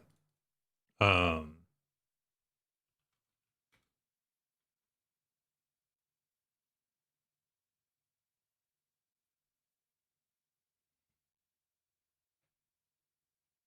so we're going to do if let some tile, because we're filtering the tiles up there, so we'll only get tiles that we actually need to process. If let some tile dot debug tile, why not debug tile, and see if that even gets us the tiles. Oh, please don't tell me that for each is going to be like a private method or something. Method not found in entity. Okay, so we need to get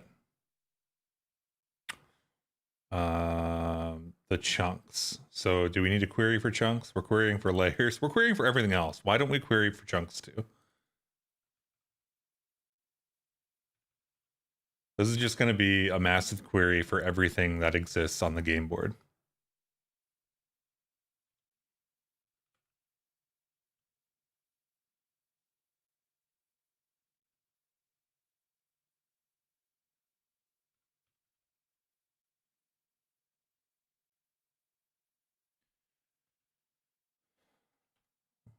Okay, so chunks is a query. We get the entity. It gives us a result. We unwrap the result. We have entity.chunk, which means that we need to do .1, not there, .1, which gives us the chunk reference, which then we can call for each tile entity on, which then we can apply the closure to, which then we can get the tiles from our tiles query.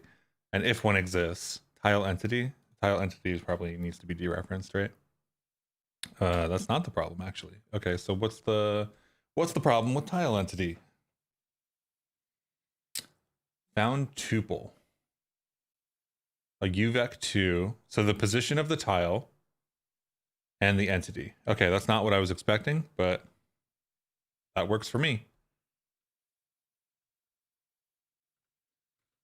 So we'll get a position and the tile entity. The tile entity needs to be dereferenced for sure. Or I messed up again. Oh, right, option entity. So we're looking at if there's a tile there. Oh, come on. Okay. I think this is just a reflection of the fact that the function I'm looking for, which is basically to iterate over all the tiles that we've inserted, with the layer information, doesn't exist. So I have to do all of this extra stuff. Okay, so if let some entity equals tile entity,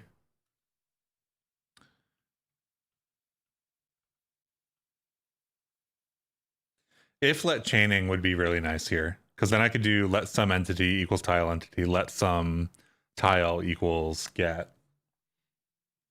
And now I believe the dereference will get that error to go away. If not, then I'll be still probably pretty confused as to what's going on here. Oh, right, because I'm doing tile entity. So let's do this. Okay, some tile. Is this an option? That's the question.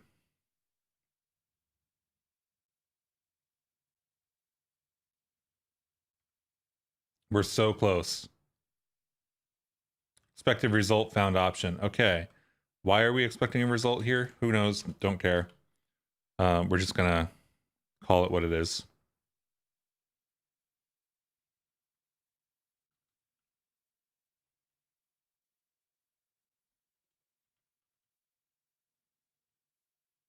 Okay, so we have an entity and a tile reference.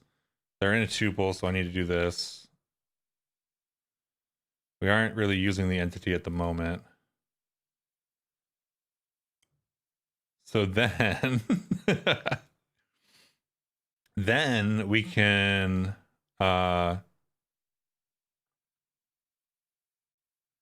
if tile is platform, insert collider. So now we can get to the actual logic that we want to put in here. after all of that. Oh, that was a lot. Okay, so we're going to debug the tiles out. That'll be fine. Let's go run this.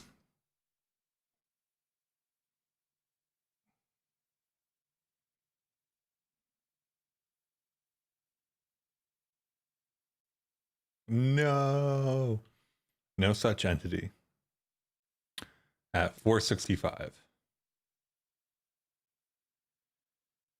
465 is the layer.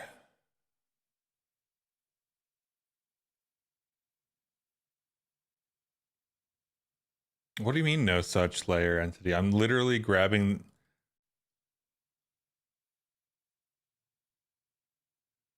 Okay. All right. What is this? What's going on here?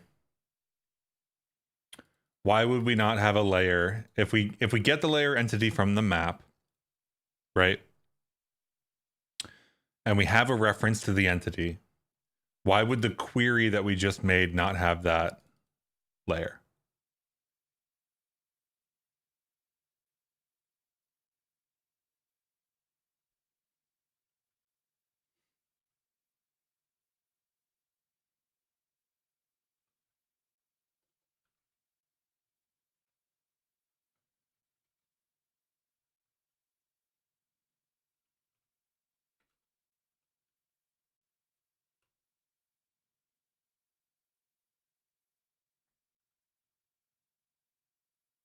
Oh, because I'm not going to be able to debug layer dot something. Why do none of these structs have debug implemented for them? That is really frustrating.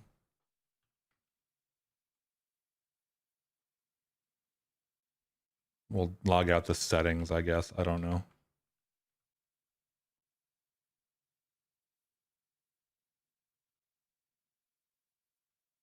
Okay, so the layer there at 465 should match one of the layers that comes through.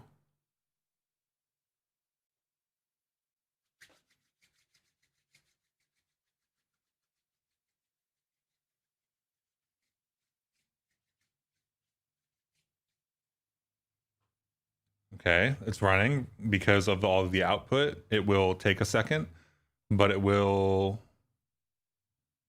break in a second, hopefully. If it doesn't break, then I'm really confused.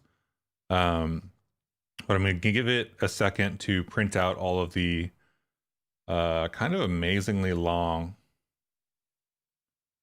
Wait, we're getting all of the tiles.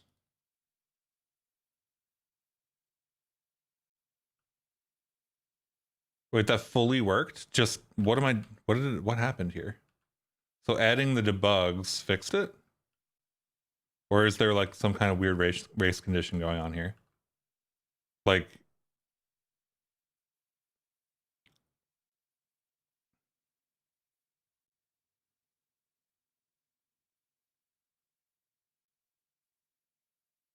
it fails every time if I don't loop over. If I do loop over,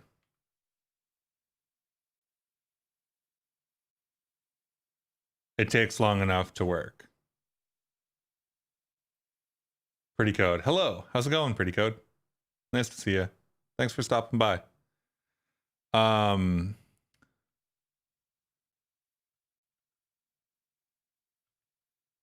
that's like really not good.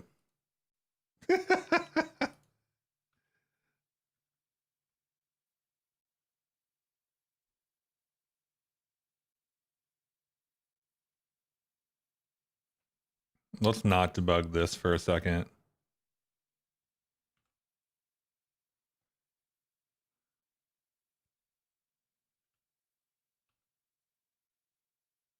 I think there's a way in which we need to make sure that this runs after the process system. But there's no label on the process system, so I think that we need to manually label it is all that's happening here. Yeah, I think we're just not 469.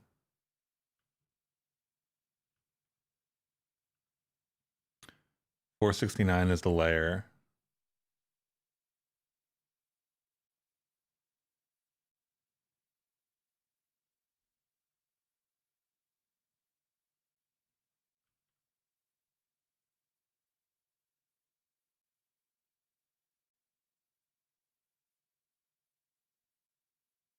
So there are no layers in the query,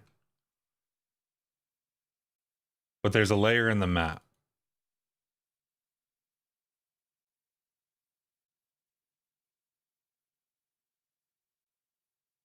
Okay. I am at the point where I'm going to change the library to do what I want it to do.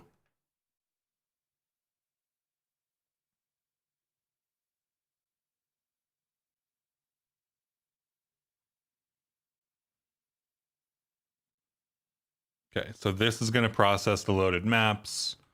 I'm going to make this run forcibly at... What are we doing here? We insert the ldtk system. We'll insert this.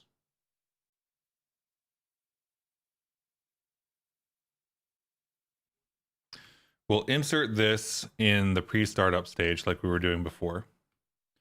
So add startup system to stage. We will add this to the startup stage pre-startup system or stage or whatever. So the map will be there. And then in ldtk, I'm going to make this add startup system. That's going to be a startup system now. Just because dealing with it the other way is a huge pain. And then setup colliders is going to be add startup system to stage. And I'm basically just forcing a large ordering here.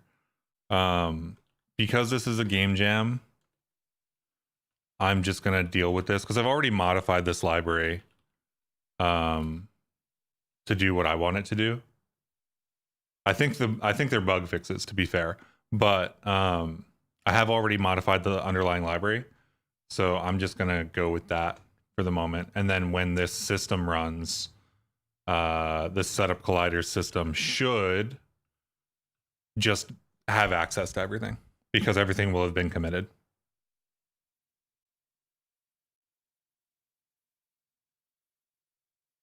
And if that doesn't work, then I've got bigger problems.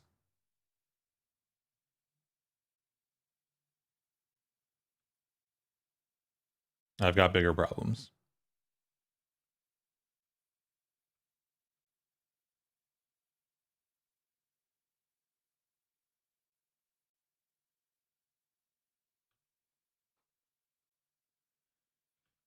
Okay, so this can't run in startup. Is that what's going on here? Add startup system, process loaded tile maps. Loaded tile maps. Are we not inserting this early enough? ldtk plugin, physics, setup physics, startup system to stage, the insert.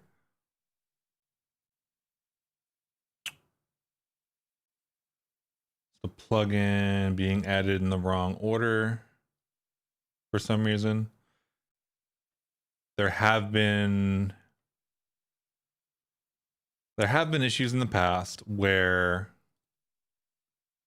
adding this plugin and the ordering of the other stuff matters. I hope this isn't one of those times, but it might be the reason that because this is just adding more systems, it might be the reason.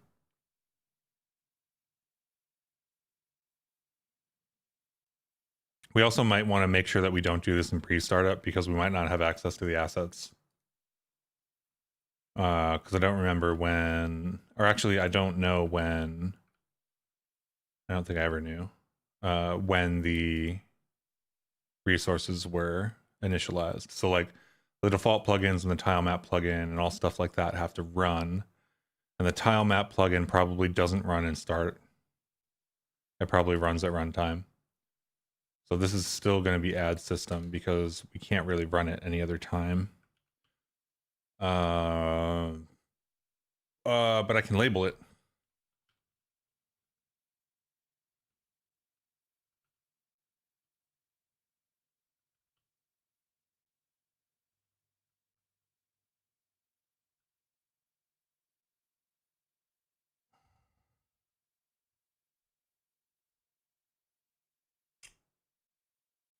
Actually, labeling it doesn't do anything because it does do the commands.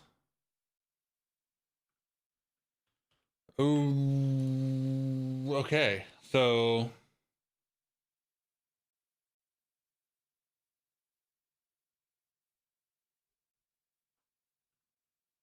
anyway, post startup, the colliders will still fail.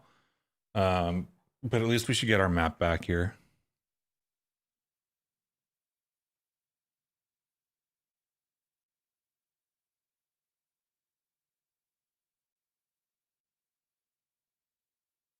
So we have the level now, which is good. The corgi probably moves a little fast for this level. I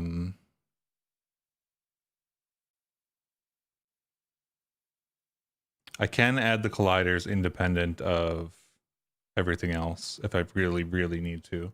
I was hoping to not do that. I was hoping to add them to the children of the tiles.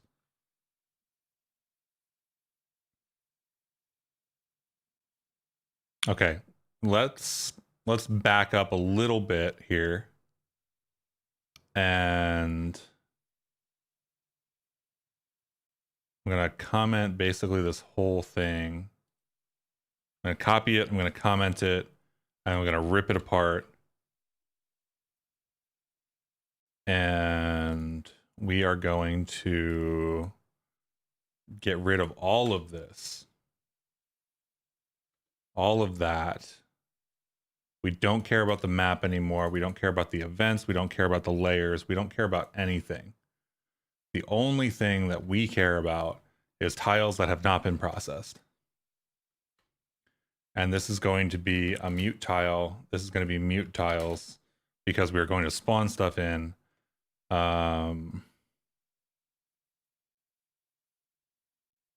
all of this code is going to get deleted because it's bad code and it should feel bad. Iter mute for tile in tiles.iter mute. We have an iter tile commands.entity. Actually, we already have a mute tile, right? No, we need the entity.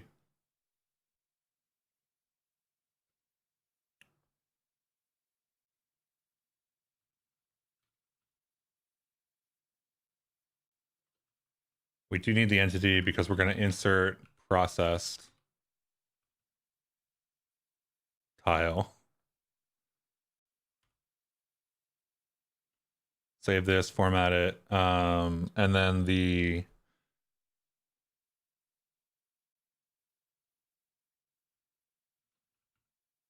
if tile dot, those are all flips. What is the texture index? Texture index equals 22. Debug 22 tile. So basically, we should see this collider's run. All of the tiles should get processed once.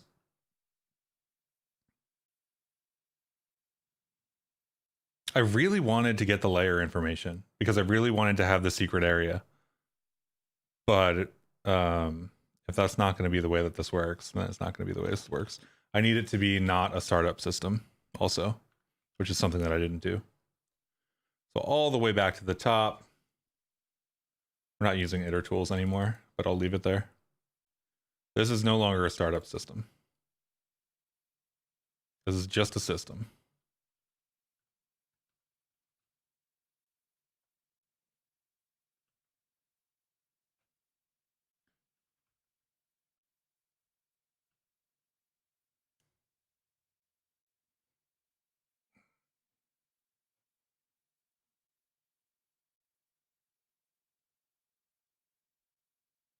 So we see 22 tile for all of these. I'm going to hit some enters, and it looks like they're all processed.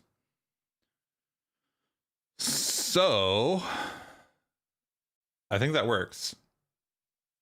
All of those are 22 tiles. There's quite a bit of them.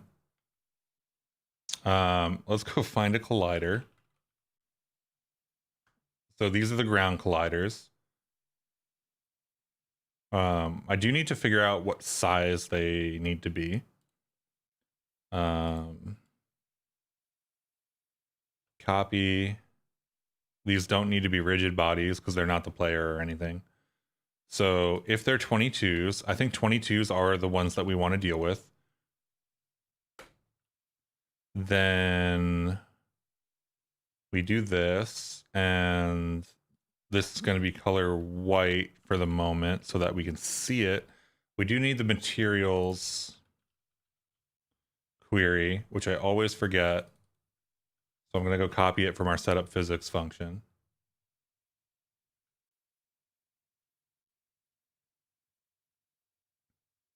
Okay, so this should make an absurdly large sized collider on every 22 tile. 22 tiles are this one right here, I think. I think it's 20, 21, 20, 21, 22. I think that's the middle tile. So theoretically, if I jump onto the... It's a little laggy, I think. I think I messed up.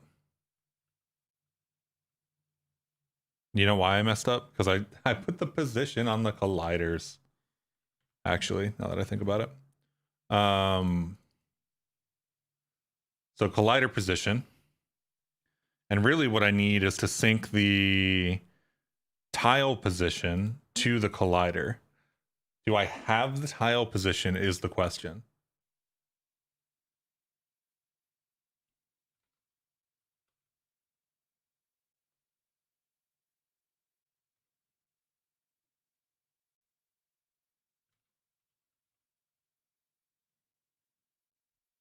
So let's debug form. The shape is going to be times 50 or something like that, right? So I believe it is times 50. Let's do, what is 18 over 50? 0.36. I think this is going to be 0.36 big. It's going to be 0.36 high because they're 18 and 18 pixels. This is going to be the position of the...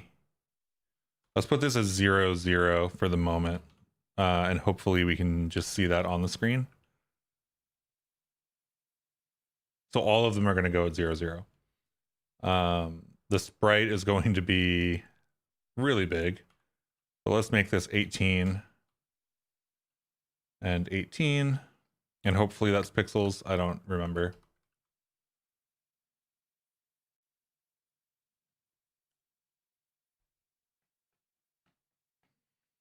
So we've basically cut off all of the stuff that we were going to do. And at 0, 0, which I think is too high, actually. I think 0, 0 is up there.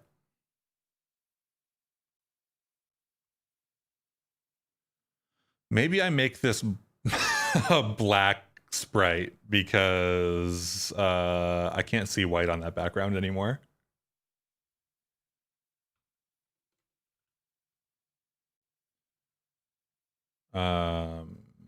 Collider position, sync, discrete. I don't think I want to sync this. I mean, I guess I do. I guess I'm controlling it via that.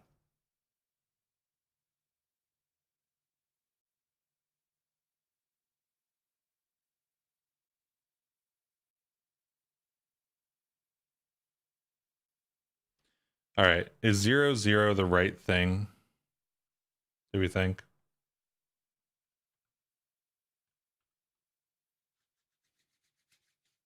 Let's find out.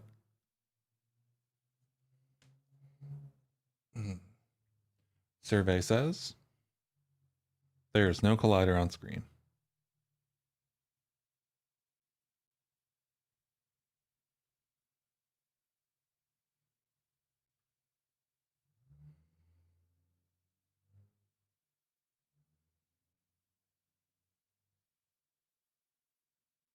Camera doesn't go backwards. So if this is somehow doing like a negative thing or being behind one of these tiles, it won't show.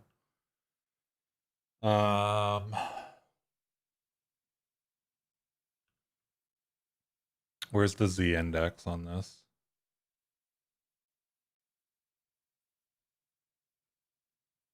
Let's get rid of that for the moment.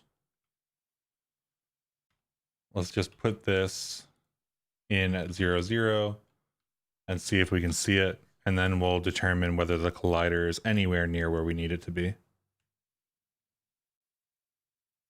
We basically need to take the tile positions in pixels and put them in the right spot. It feels like they're just not currently. So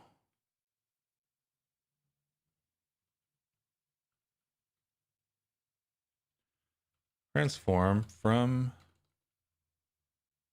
XYZ 0, 0, 0. Not the buttons I meant to click. 0, 0, 0, 0. Like, I don't know, Z index of 5. Why not? Same thing I do in other places.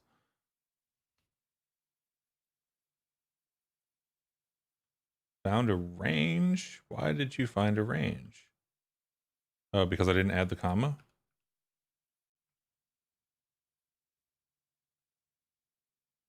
And then this needs to be without the comma. Ooh.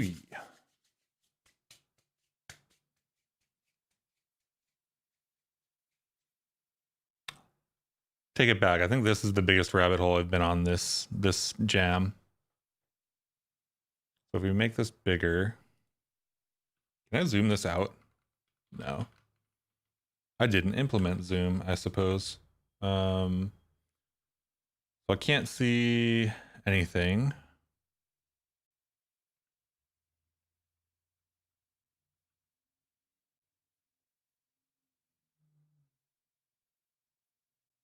Let's make this like massive, like absolutely massive.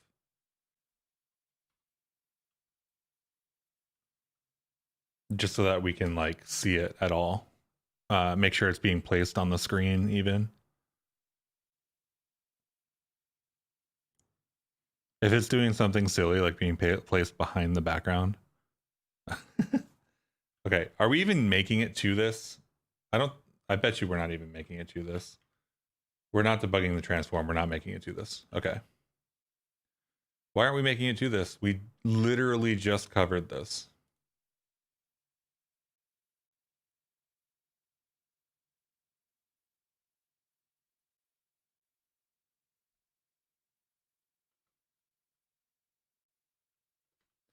Set up colliders.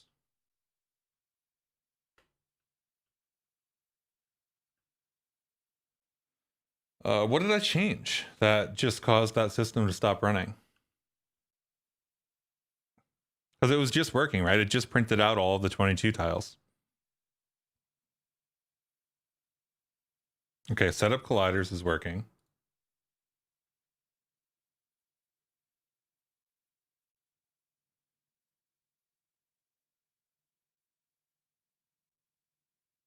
Debug.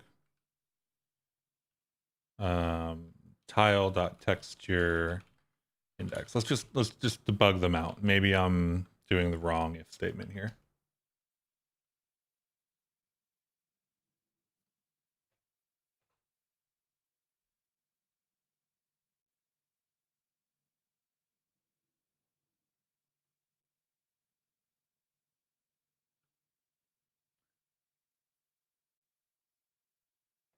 Okay, so it never gets there.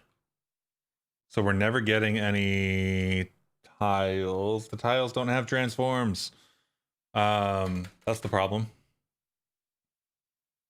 What do tiles have? What are they being inserted with? Tile. Tile. Let's just go with insert. Where's insert? Tile sets.insert. layer bundle.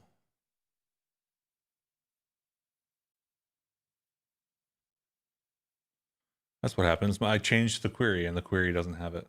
So let's go to the code. Let's look for what happens when you insert a tile. This is a game of life example. This is all manual tile insertion. So maybe we go back to the ldtk example and see if they're doing any inserts.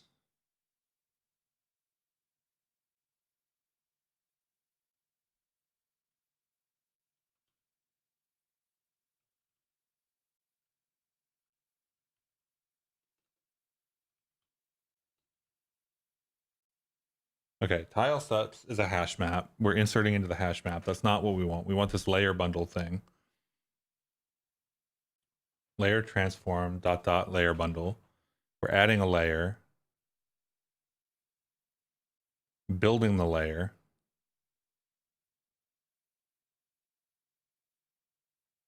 The tile is up here.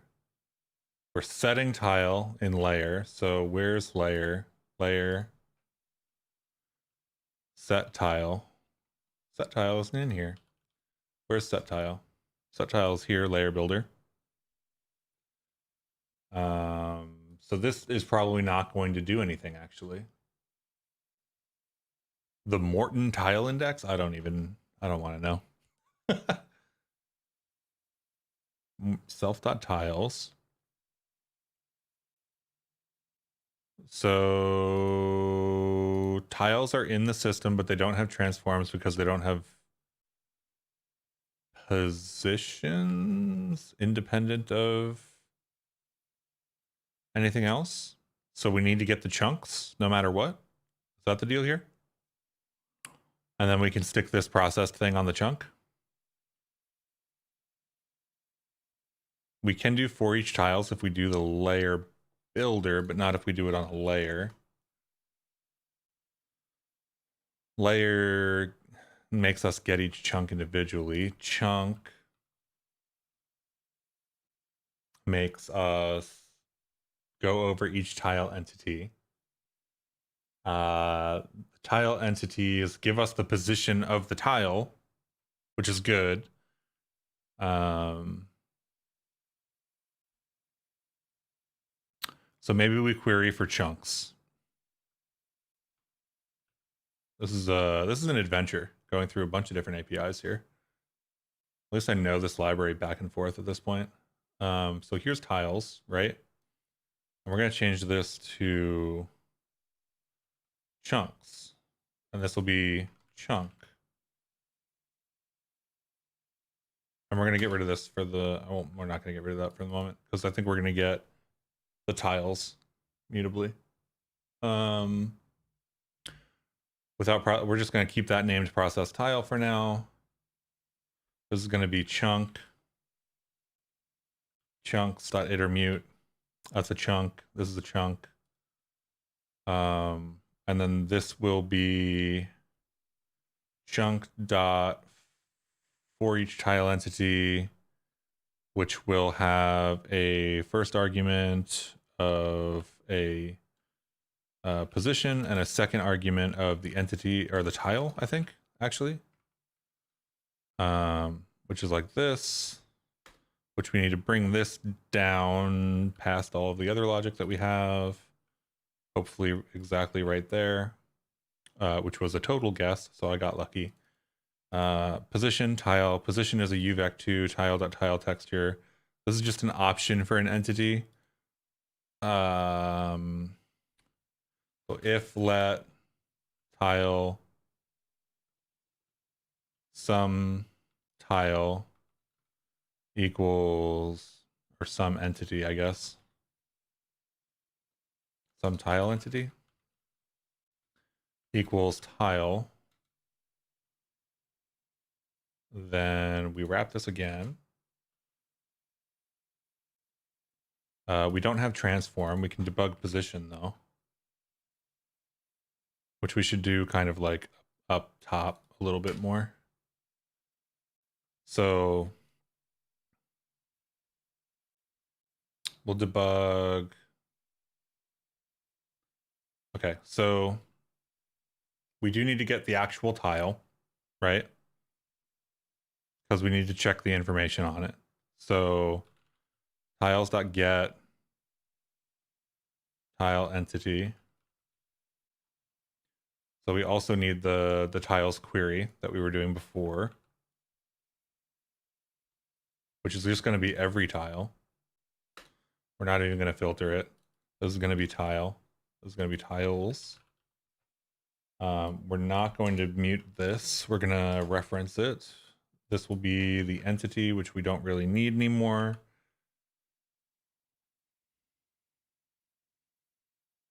Do we not need the entity anymore? I don't think we need the entity anymore because we already have the tile entity. Tiles.get tile entity. If let some tile, new tile equals tiles.get, then we have a thing, right? This is going to be a result, isn't it?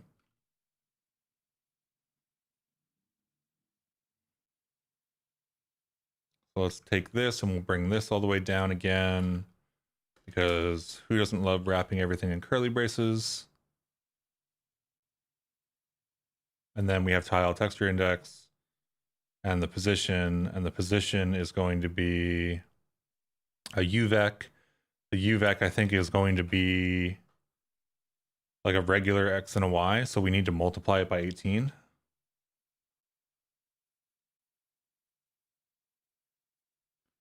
We'll do pause tile index, I guess, or texture index. And hopefully that will give us the list of things that we need.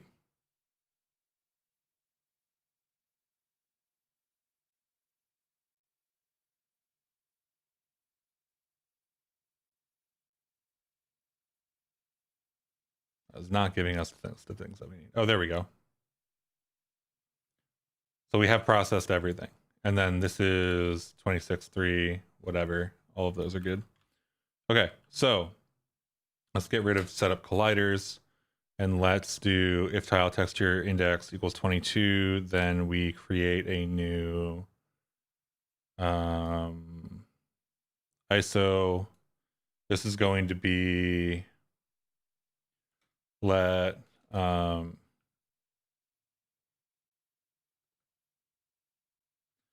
pixel position equals pos dot what x? We have x. Pos dot x times 18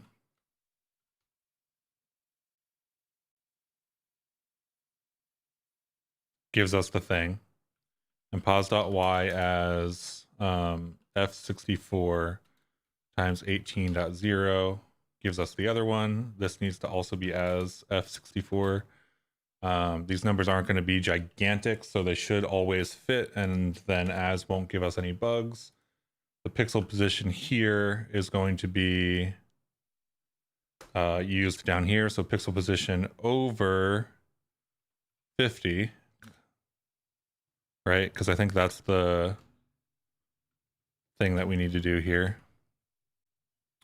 Dot x and dot y, that will give us the position of the collider in the right spot, hopefully.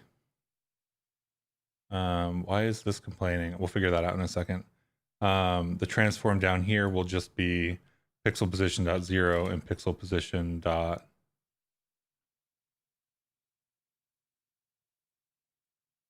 dot 0 and pixel position dot 1. And these are going to be gigantic. PX pos is complaining because it is a tuple, and I don't know. I'll figure it out. Rust will tell me. Expected F32 found F64. Why do we need that to be an F64? We didn't. We need this to be an F32.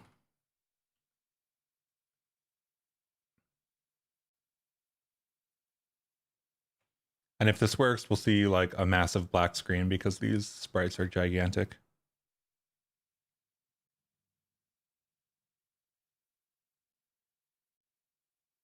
So it hasn't worked as far as I can tell. Well, that does look like there's a collider here, right? I think the colliders are just slightly off, is all this is. I think I just got my corgi stuck. Okay. I think that it's working. Let me rerun this. I got the corgi stuck.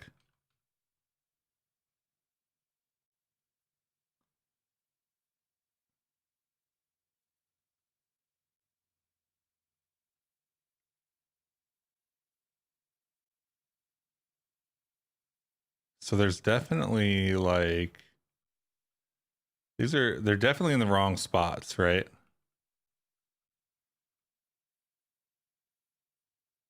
the corgi ever gonna come back down?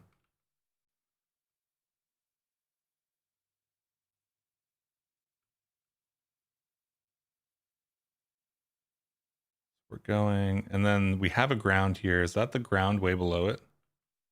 No, I think that was the cloud, actually. I think this is the cloud, if I had to guess. That seemed a little long. And then you run into something else? That's got to be what's supposed to be the ground, right? Except for the fact that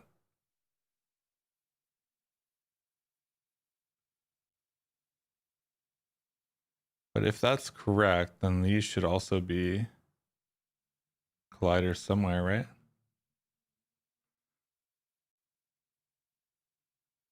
Okay, well, there are colliders being built, which is a step in the right direction. Let's restart Rust Analyzer so it doesn't yell at us anymore.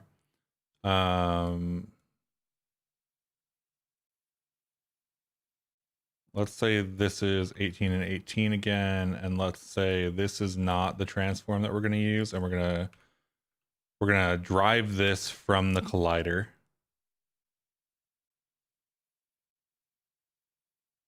Rust Analyzer hasn't rebooted, so it's not formatting yet. We're so close. We're so close. If this works, so the problem is that when it doesn't work, nothing has collision. But when it does work, everything will just be in the right spot. So it's either all of the platforms work or all of the platforms don't work, which makes this a really kind of like weird thing to be streaming. So there's that.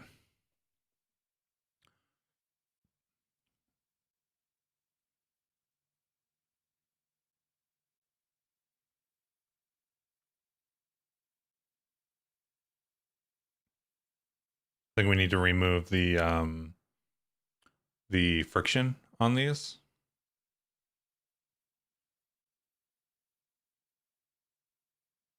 So if those are there, where's the others? There should be more than those, right?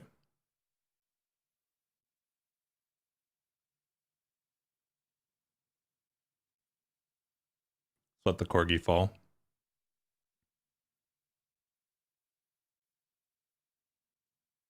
So this is the original collider that we created right here. And these are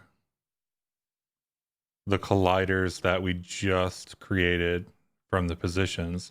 This should be all of the 22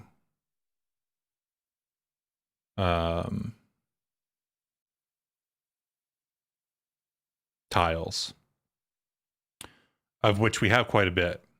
So this feels like they aren't in the right positions. Well, I mean, they obviously aren't in the right positions, but I think that I did the math wrong.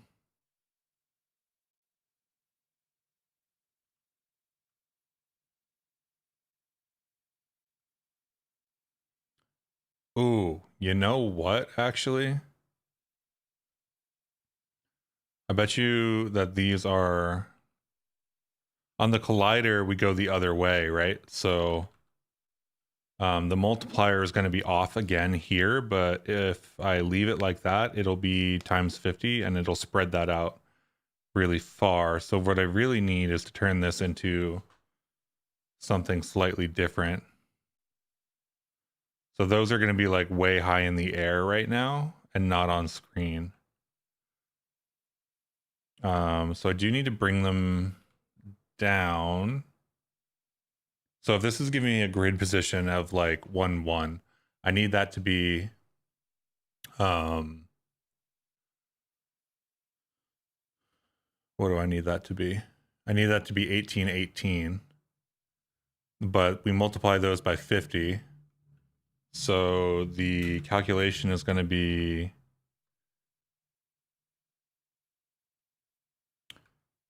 so if we have 1 needs to be 18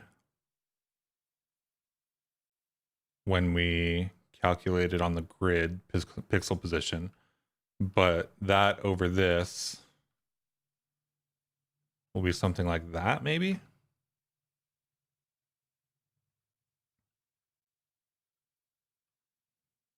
(18/50ths).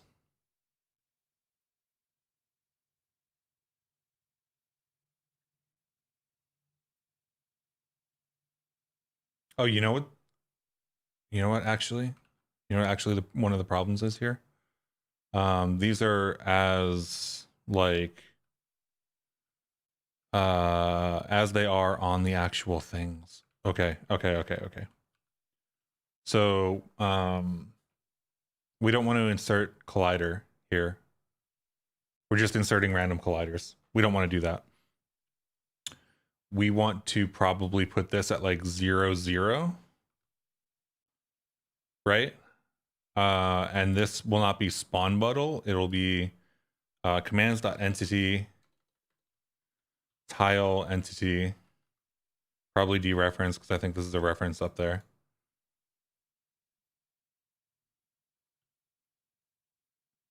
And this will be insert bundle.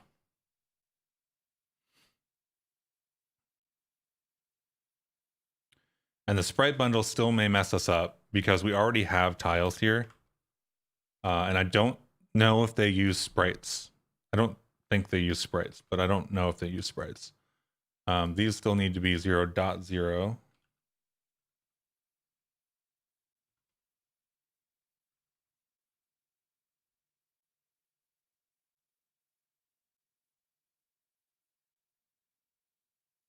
And with any luck,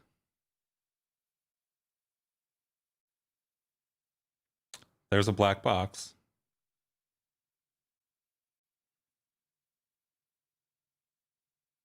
Nice. Okay. So that's at 18, or I don't know what that's at. Doesn't matter. The sprite, we don't have a transform on it. This is still at 0, 0. So that is that a global 0, 0 then? What if we do this?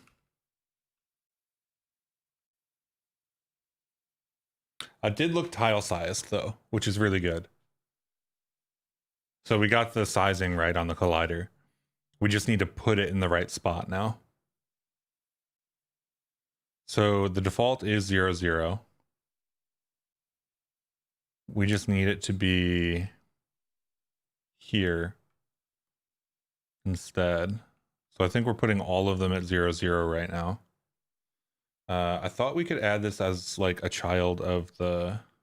Let me go check the docs for the bevy collider stuff. Creation and insertion. Created by adding all of the components to the collider bundle. Is important for all the components to be added at the same time. To remove the collider, the complete bundle must be removed too. Removing only some of the components may end in a panic. Cool. Collider may be attached to a rigid body. The collider's position will be automatically updated from the position of the rigid body is attached to. There are 3 ways of attaching a collider to a rigid body. So we need to attach it, but I don't think we need to attach it to, well, they are all entities. So maybe we do actually want to create a rigid body for all of these. That feels, I don't know, it feels like we might be overdoing it. Like that may be too many rigid bodies to simulate. And we can probably clean that up a lot. Compound shapes, round shapes, mass properties, position.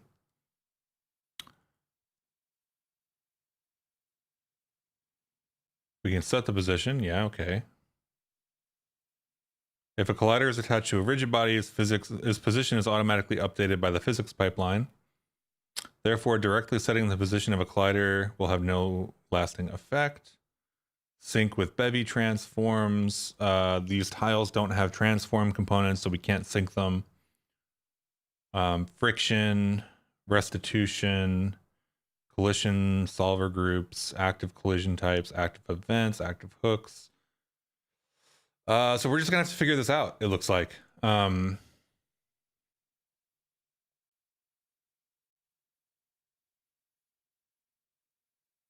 Non-deformable solid. So all of the entities that we have would qualify as rigid bodies.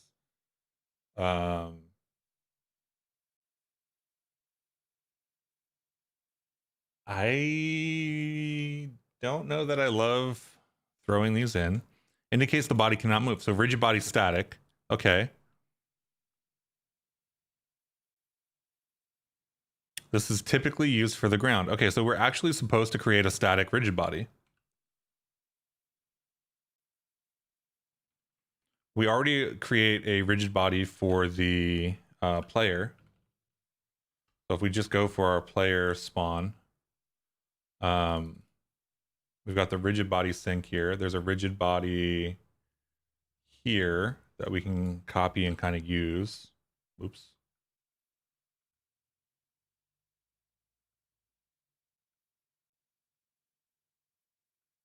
What is going on here? Oh, I'm not hitting Z. That's what's going on here. Okay, so copy that. We just spawn in or insert the rigid body on the tile, I believe. And then the rigid body position sync. These are never going to move, so I don't think we ever have to sync.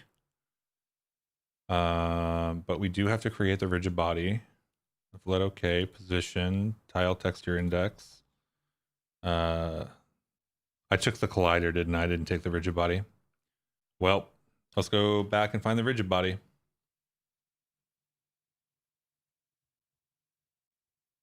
Spawn player. Did I delete the rigid body? Is that what just happened here? Oh, man. All right. All right. I'm just deleting code that is required for the functioning of the application at this point. Set up colliders.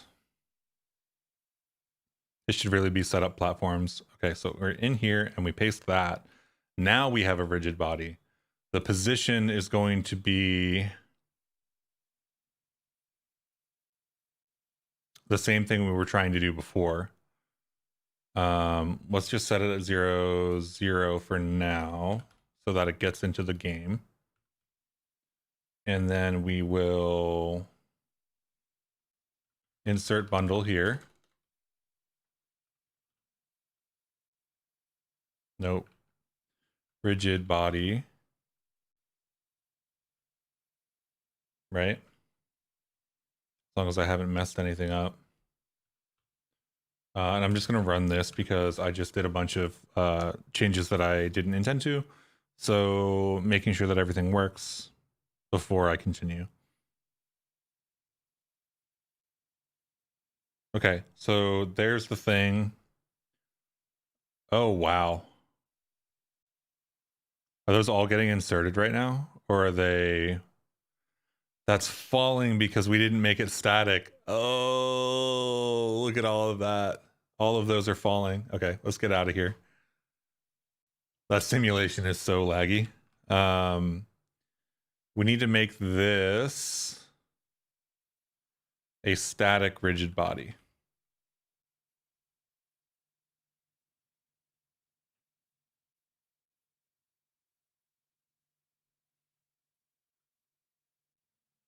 So I don't know what to do here. Rigid body bundle. Where's the rigid body bundle?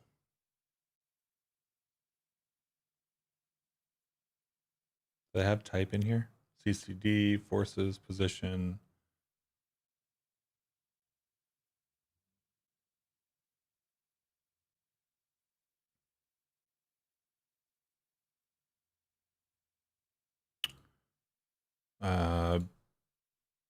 Bevy, rapier 2D. Rigid body bundle. Physics. Body type.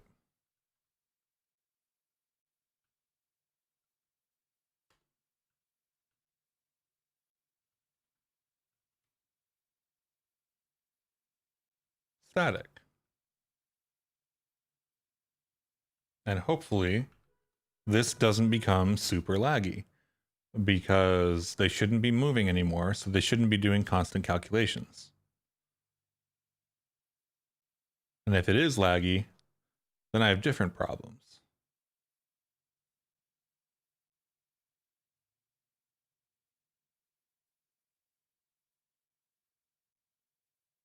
It is super laggy. Like very, very, very laggy.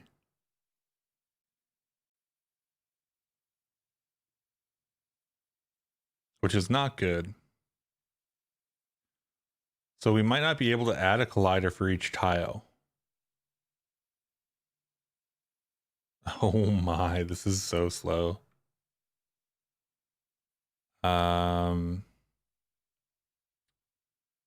We are gonna land on this in a second.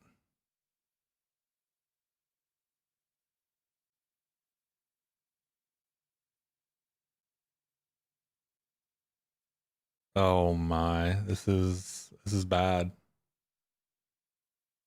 Adding that many rigid bodies is not good. Oh, you know what? They might all be trying to collide with each other. I wonder if that's the problem.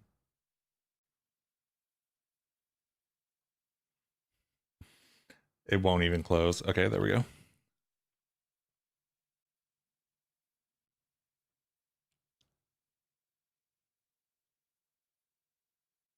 Activation, threshold energy sleeping.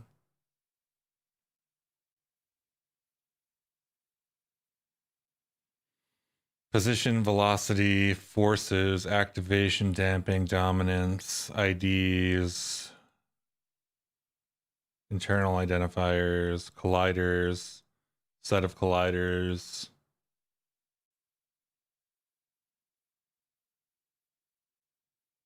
Changes, damping, dominance, activation forces, mass properties, velocity.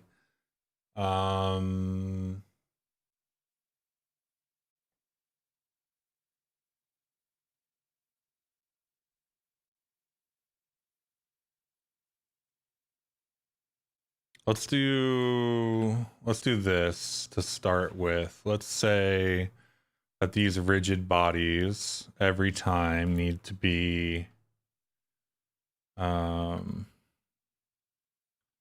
pos.x away from each other.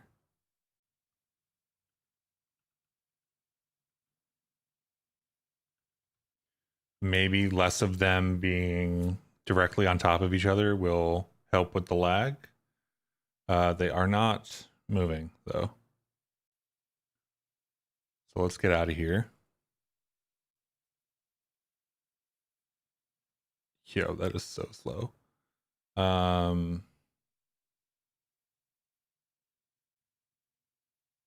This doesn't need to happen, so maybe we remove that and then that gets a little faster, so we aren't syncing.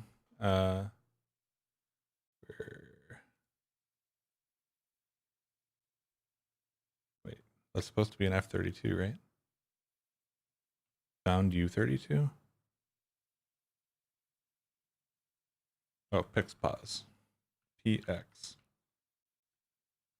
pause. All right, so the performance is really bad. px pause dot 0.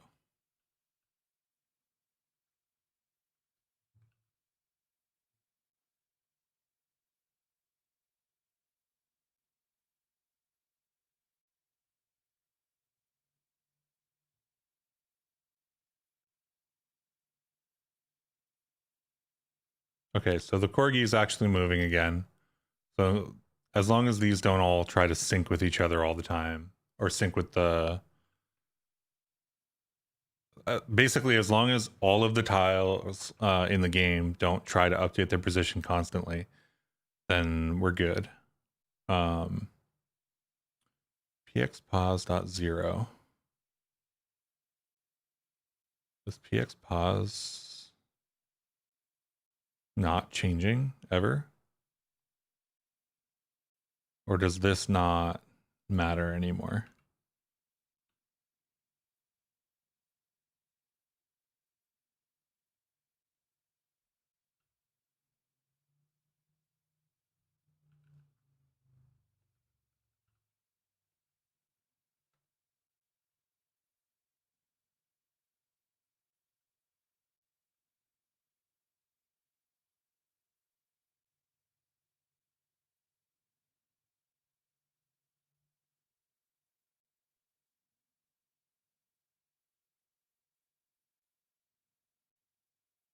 There's only one black box, which is not good. Why is there only one black box? Is PS pause the same every single time?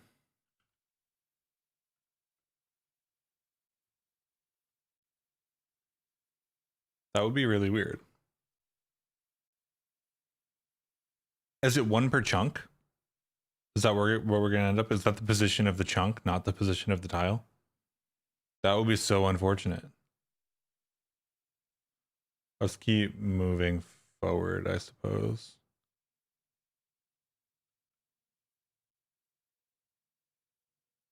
There are no colliders here.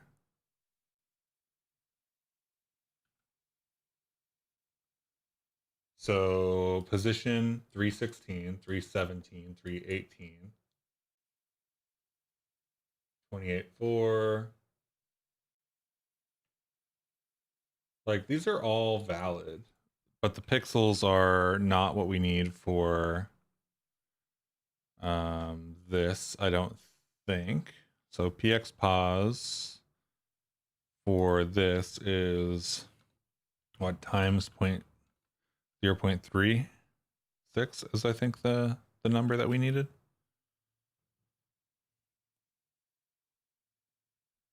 So we actually don't need that. We need this times or as F32.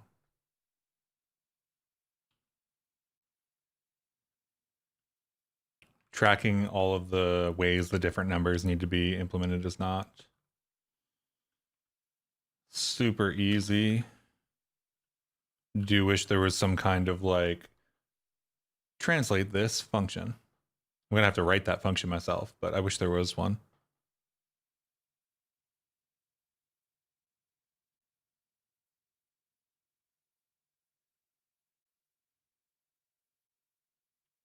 Okay, we're back to being super slow for some reason.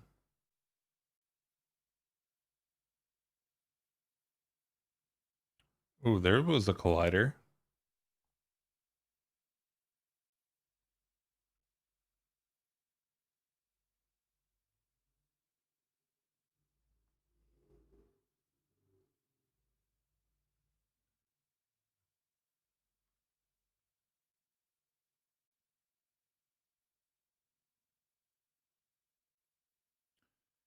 So what do we need? We need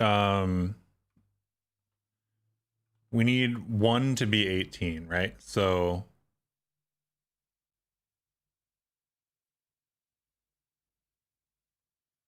So 1 is going to get multiplied by 50. So we're going to be at 50. And then to get 50 from 18, we have to multiply it by 18/50ths. which is 0.36, right? So we're multiplying by 0.36 already on the number. So that should just work.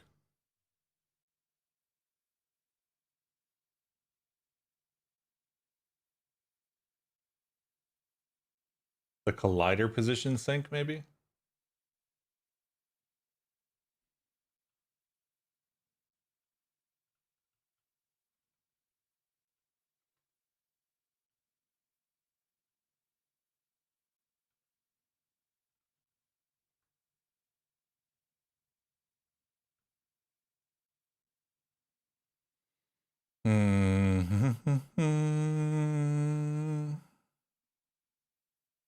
Wonder if this will slow it down a ton.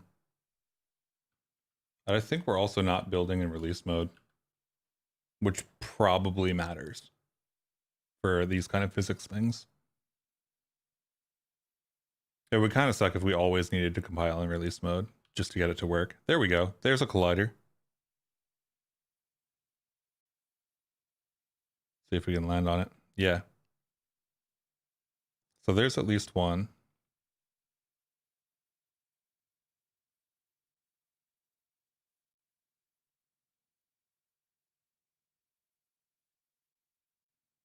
Those are clearly not like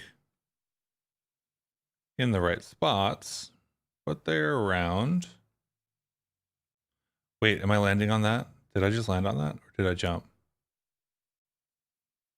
No, I jumped. Got myself excited.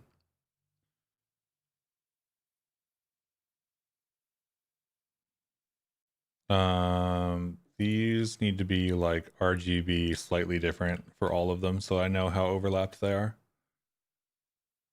Where's the black that we're using? So color,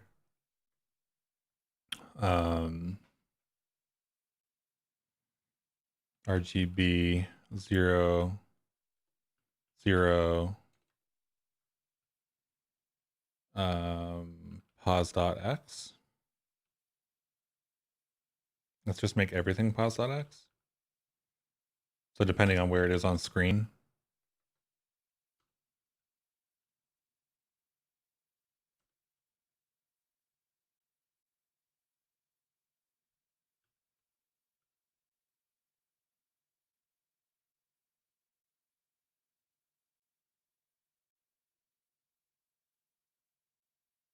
Wait, do those need to be F32s? Is that the...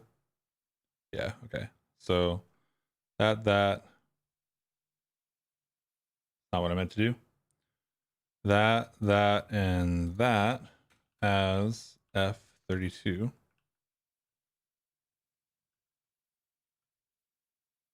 And then we run, and hopefully these are all overlapping. And then the thing that I need to figure out is just the positioning is not correct for whatever reason.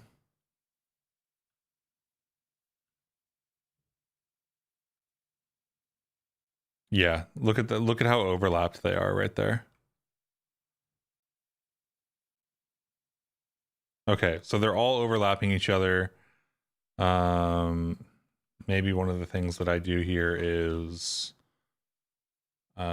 introduce the new Y value.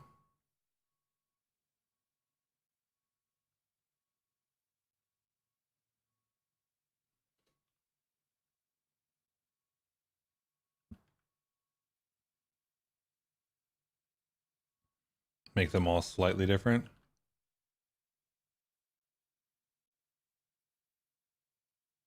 It's not the pixel position, so it shouldn't be... Oh, you know what? It's probably from 0 to 1. That's why. I need RGB U8.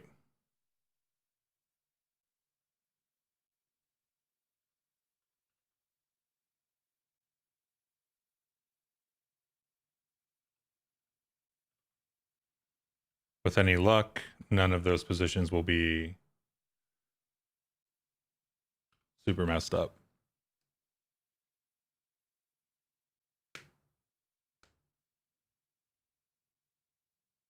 If they are, then they'll just break. Okay,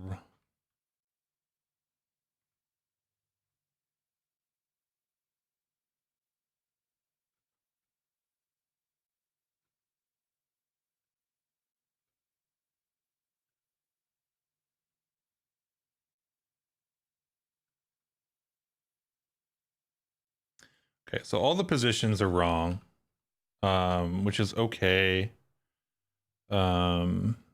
I think that we're getting somewhere at least with where the colliders need to be placed.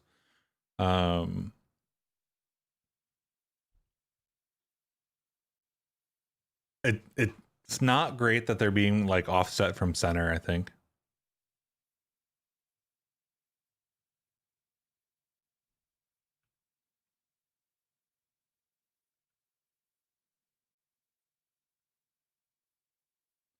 This is per chunk too, right?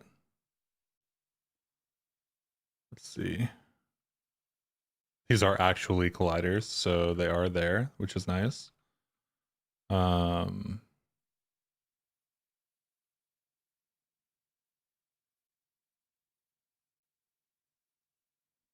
trying to figure out which of these is supposed to be where. I think they're still too close. So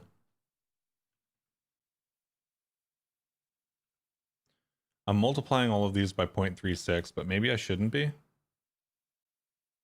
for the X values.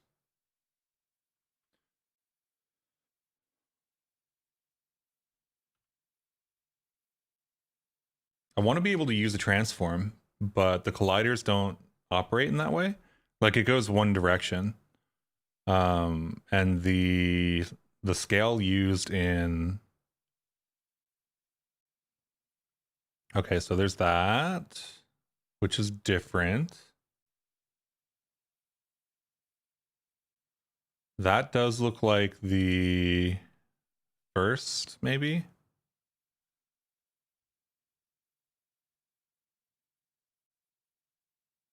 Let's see, 2 below.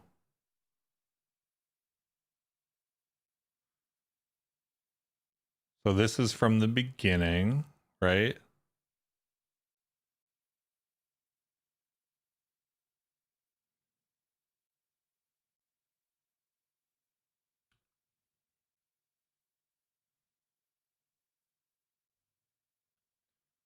So it's definitely not accurate. So maybe 0.72.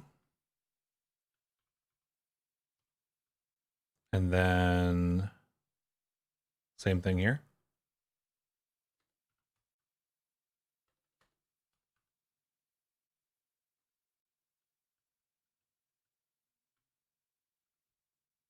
Okay, I think that this is a decent place to stop the stream because I'm not familiar with Rapier 2D. Rapier 3D, my understanding is you should set the position on the rigid body and not on the collider. I tried setting it on the rigid body.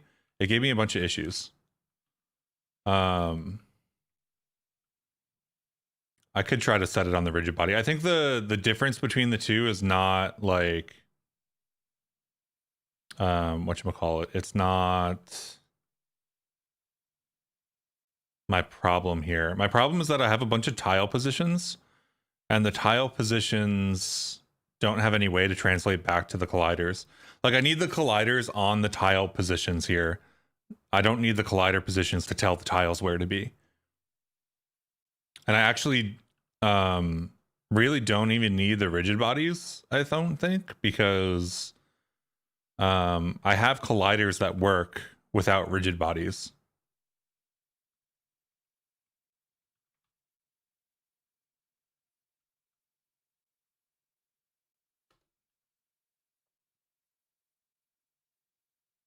So like if I just got rid of this rigid body, for example,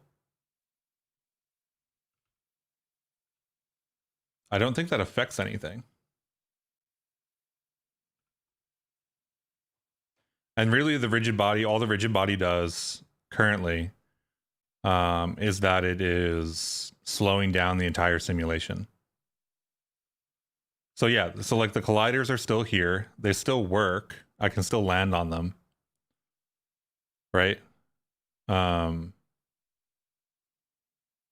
So like, I don't think I need rigid bodies. It's telling me that I kind of do, but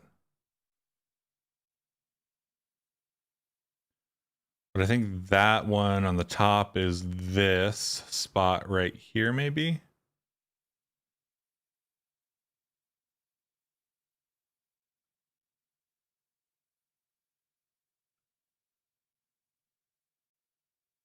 I think I'm only getting one chunk of the tiles anyway. Oh, you know what the problem is, actually? One of the problems is that I'm only doing the grass bottoms with the bottoms. So like 22 shows up. This one should show up. The long one over here should show up. And I think I'm only getting one chunk right now.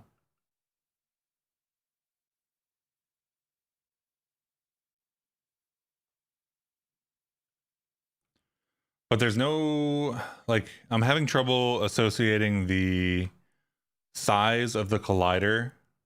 Well, not the size of the collider. I think the size of the collider is fine. The positions of the colliders with the actual pixel positions on the screen. And what I really want is to be able to just translate them from the transforms, I think. But instead, I need to do this weird, like, remember what the scale is kind of thing.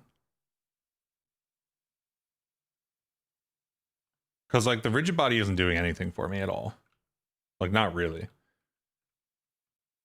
You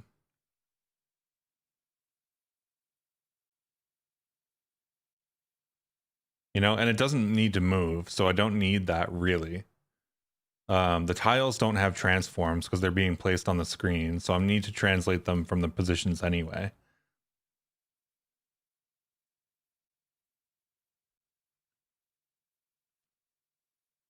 But the collider or the rigid body positions don't actually translate into the same coordinate system. So that's annoying. I think I'm just going to keep working on this off stream. And I'll probably be back tomorrow, hopefully with colliders working. But thanks for stopping by, everyone, and I will catch you around.